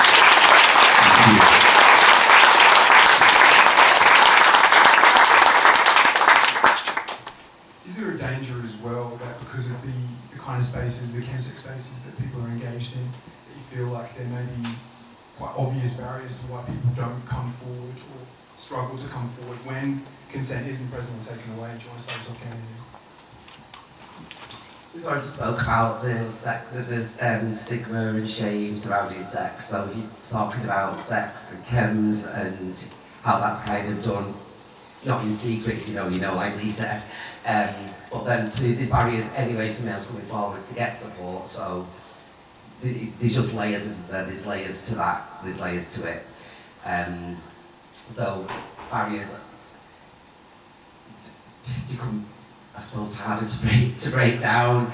It's compounded. I mean, there's shame, there's stigma, there's fear, there's historical relationships between the gay community and police. There's a lot of things that's working in one direction. Yeah. So my role as an ISVA, Independent Sexual Violence Advisor, is it's our role to support somebody if they're considering reporting something to the police. If they do decide to report something to the police, then we're there every step of the way to support and help them. So, the journey isn't, they're not having to do that journey alone. Like you said, there's stigma around talking to the police, especially because there's drugs involved, and people's first thought is, well shit, I was taking loads of drugs that night, you know what I mean? Am I going to be blamed? So all these myths and stereotypes come into it. Getting into support and stepping through that door, we can help to kind of to blow those myths and stereotypes out of the water, really. But you don't know unless there's somebody there telling you, it's okay, you're not going to be judged, and we definitely don't judge. Yeah, no, and certainly it's something I want to talk to you in a moment, Lee, about your experiences of the reporting process. But Janet, to use your language from earlier, when you're talking about sort of complainants and suspects, obviously there comes a point where that becomes victims and defendants. But a lot of people who go through non-consensual experiences can sometimes feel like the justice system may be victimising them, or they may be a victim of another uncontrollable process which makes them feel small. Is there more that can be done to sort of assuage those fears about what kind of crimes the CPS will focus on or will actually prosecute? I'm not asking for a get out of jail free card here. You're a naughty party George card, but more specifically, that if someone is a victim and loses their consent in a chemsex space, that they might not need to fear coming forward so much because of what actually else is going on here. Yeah, I think the important thing is that and I can't speak for GMP, but certainly the CPS would be focusing on the serious offence. And the serious offence here is the rape or the sexual assault. And so that's what my prosecutors will focus on. There are many complainants who come forward from every walk of life who, for one reason or another, when they're providing an account to the police, sort of blame themselves because they were drunk or they were under the influence of drugs. That's quite common. And the reason it's quite common is because I'm afraid a lot of the suspects are predators who are looking for people who are made vulnerable through drink or drugs. So it's not unusual that a lot of the complainants that we deal with are people who have found themselves intoxicated and therefore vulnerable and not in a position to consent. But we will be looking at the evidence concerning the rape or the sexual offence. We will be looking at what the complainant says about that.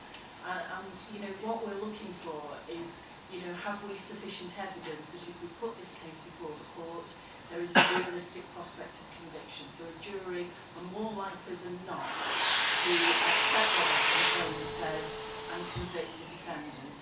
And if the complainant comes forward and they're credible and they give a warts and all truthful story, the likelihood is the jury will accept what they say. You know, it's when people try and I understand why they do it, but people say, no, I didn't take any drugs, or no, I only had 2 small glasses of beer, and then when they go to the SARC, it's obvious that they've had, you know, a lot more, and then their evidence starts to become a little bit discredited. So, provided people are truthful, warts and all, tell the story, you know, the likelihood is there will be sufficient credible evidence to put before a court which a jury will understand, and there's a realistic prospect of conviction. And you're also talking about public interest as well. Yeah, the public interest in prosecuting rape and sexual offences is right up there. So, you know, if we've got the evidence, we're always going to prosecute unless, you know, the suspect, for example, isn't fit enough to stand trial. Yeah, I understand. And Lee, does that sort of align with your experiences of reporting? What was reporting like for you? I'm going to be honest, reporting was really fucking scary, like, excuse my language, but we are going to equal, it's fine.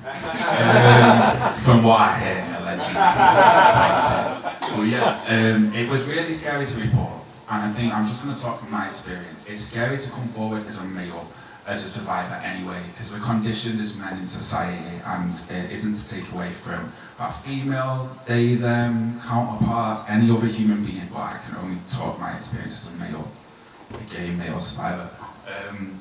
It's, you know, it's difficult to come forward anyway because we're conditioned, you know, we don't talk about our mental health issues, we don't talk, we're struggling, just man up, bottle up. So there's all these, even just speaking out, let alone to a police officer or to an ISFA, it's scary. However, I found that reporting to the police via an ISFA wasn't half as scary as what actually happened. I'm going to be honest. Yeah, okay, you have to speak about it, you might have to relive it if it goes to trial, you might have to talk about it loads in therapy. However,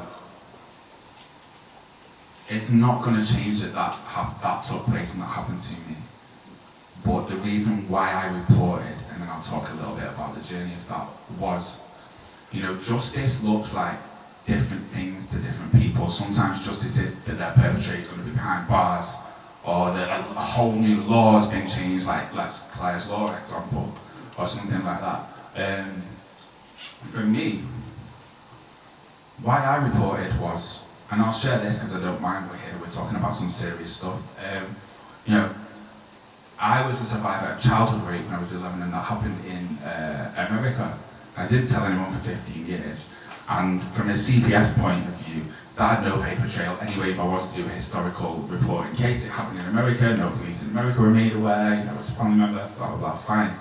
Then I said, I didn't think being, you know, raped as a child that I would experience sexual assault as an adult. I thought I've had my fair share, you know, 1 time's too many, but tip, done, that bit, done in my life, it won't happen again.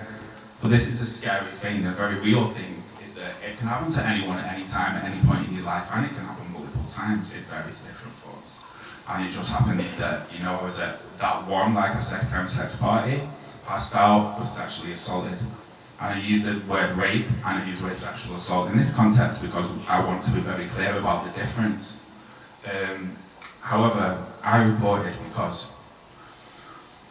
for me, the justice was, as long as I go on record having said that this person did this to me, then no matter what happens from a CPS point of view, like trial investigation, that's not my job, that's the police's job. That's the criminal justice job. My job is just to say what happened to me and own my story and my narrative. By doing that, at least it's on record that I said this person assaulted me. So if somebody else comes forward later down the line to say that this person has assaulted them, there's a record that this person assaults people sexually. That's my justice. I'm being able to share that today. I don't know if I've gone off on a tangent. I've really bad ADHD. I'm just apologising now. So, thank you.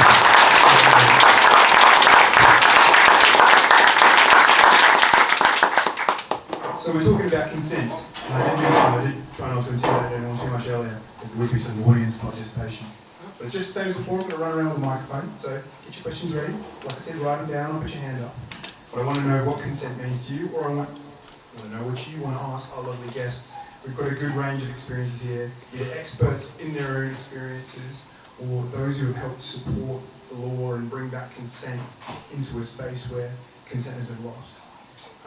You know, as a victim myself of the time that Shazza Fierce burnt down my van. I want to know what you think, so I'm going to dance around. So put your hands up.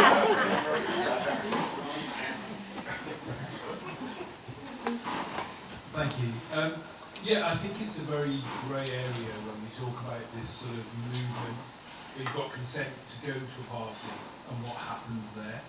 But I think we miss the point that there are nuances within chemsex parties as well, and it's so broad.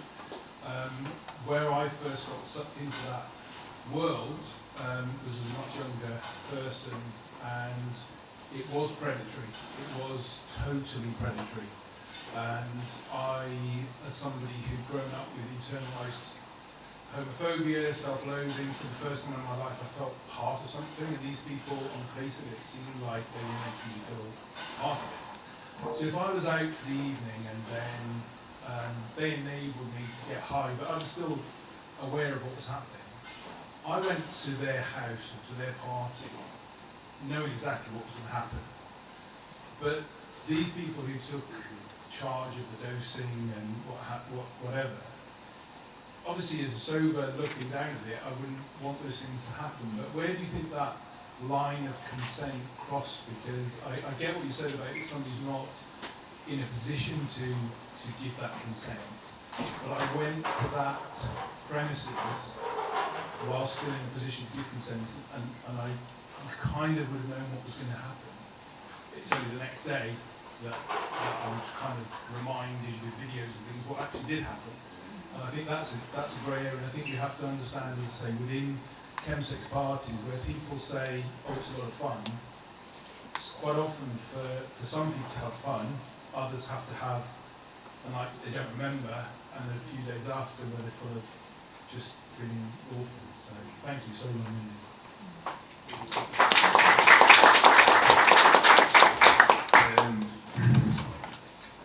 So I'm trying to understand the question. Thank you for sharing that, by the way. But I think in terms of consent, you mentioned dosage.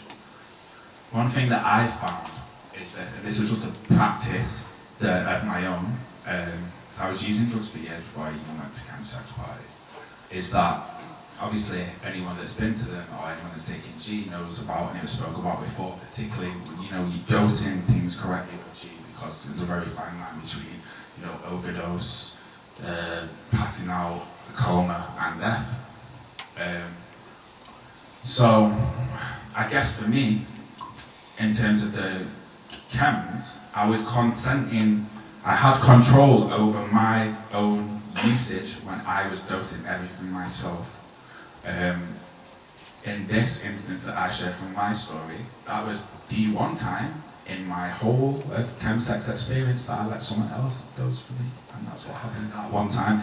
Could have been different, nothing, you know, someone might have dosed me, I'd taken it and nothing had happened, where I wasn't assaulted. So I think it's about taking, yeah, okay, you're intoxicated, how much is anyone really in control when they're intoxicated? However, if you're a regular drug user at these things, you know, you have, I was very aware of my tolerance and how far I could take it with certain chemicals, so I guess I felt like I was keeping myself safe and able to put myself in situations to consent because I was controlling as much of my own experience as I possibly could.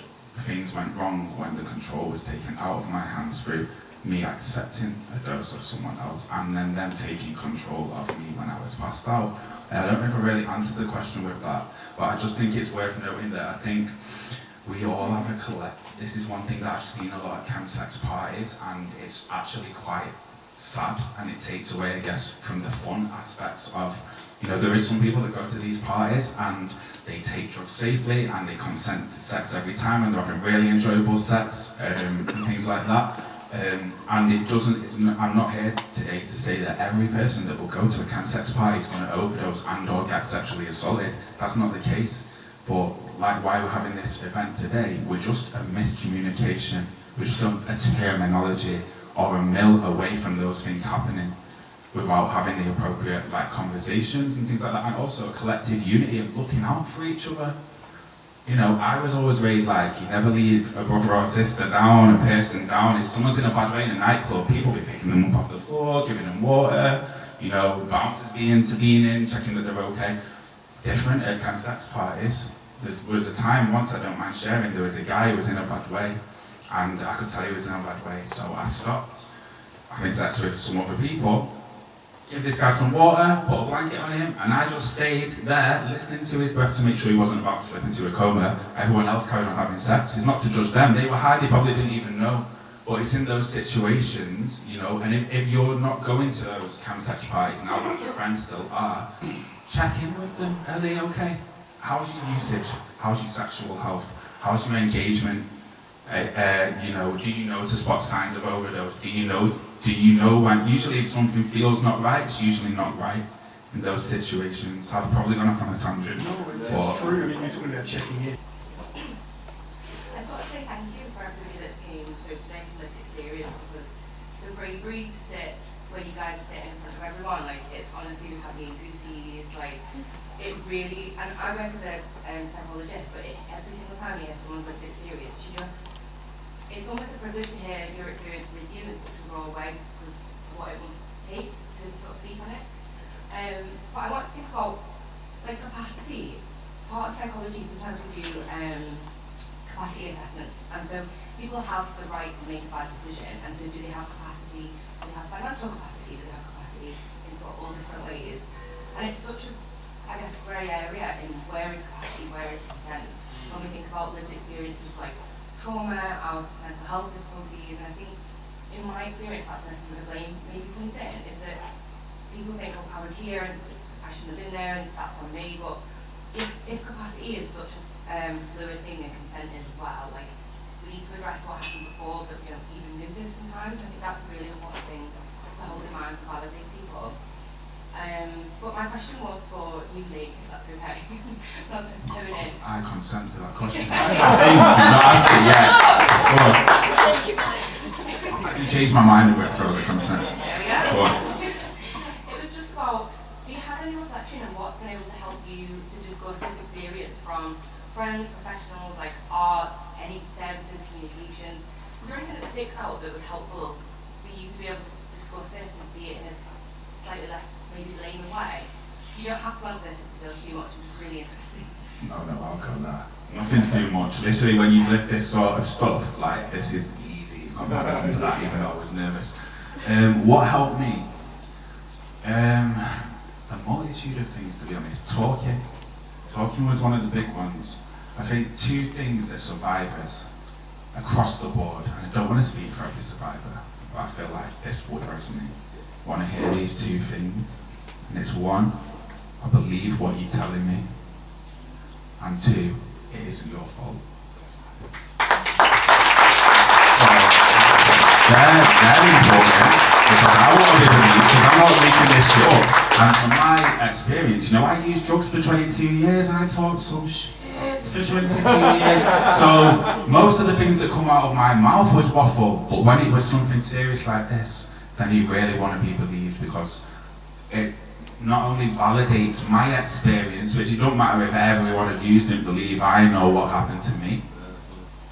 My trauma knows, my therapist knows, like the life that I've lived, my 12-step program knows. So like for me, the help I got, I just feel really blessed that I'm able to be sat alive today, because the way I processed my trauma for years, or not processed, was to escape by using drugs, alcohol, sex, people, places, things, because I needed an artificial dopamine hit always, because I was unable to sit with myself and feel the pain that I felt. And we have to go through these painful experiences in order to heal from them. And healing's a journey, it's ongoing, but things that help me. We Are Survivors charity that's in Manchester. That a part of who's here today, they quite literally saved my life before I got clean from the drugs. And I use the word clean, I know it's been spoken about today, and it's not because I viewed my former life as dirty, it's just in a drug sense. I like that because some of the drugs I were taking weren't clean, they were definitely cut with all sorts. Like, you know, I smoked cheese at one point off the floor thinking it was leftover crap. I don't recommend it. And what Walker's salt and vinegar, that's also not nice to smoke either. But what I'd say is, yeah, so I engage with We Are Survivors. I got one, so if you're not sure who we are, I'll just tell you a little bit. I engage with them. I got one-to-one psychosexual therapy at EMDR, I always get them wrong. Do you know what, I'm running out of like letters in the alphabet. LGBT, EDMR, GHB, ADHD. Like, honestly. But yeah, I engaged with them.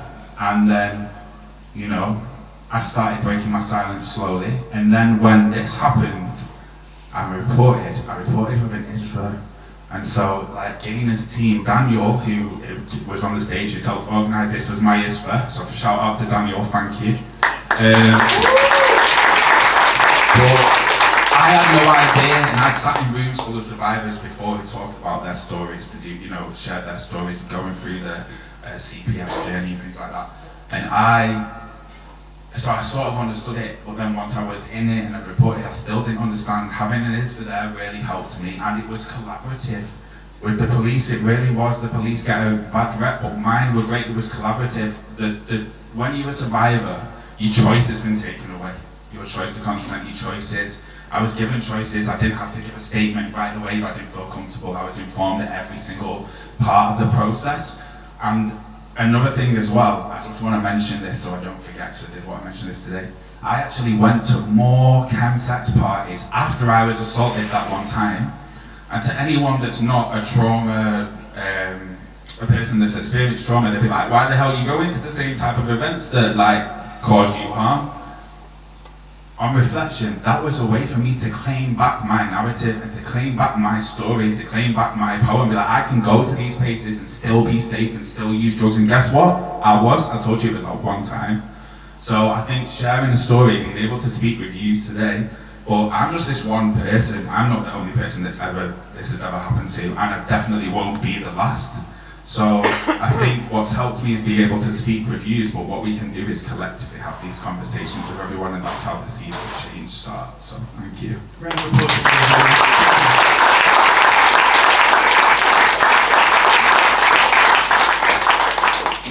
Hi, my question was for all of the panel. But when we talk about consent, I feel like often we really talk about it as like that individualized like responsibility, or identifying it, or identifying when your consent has been breached. And given your different like positionalities, do you think that the police, individual officers, are actually able to identify that and support people when it has been? Are they equipped well enough to, you know, support people when consent has been breached?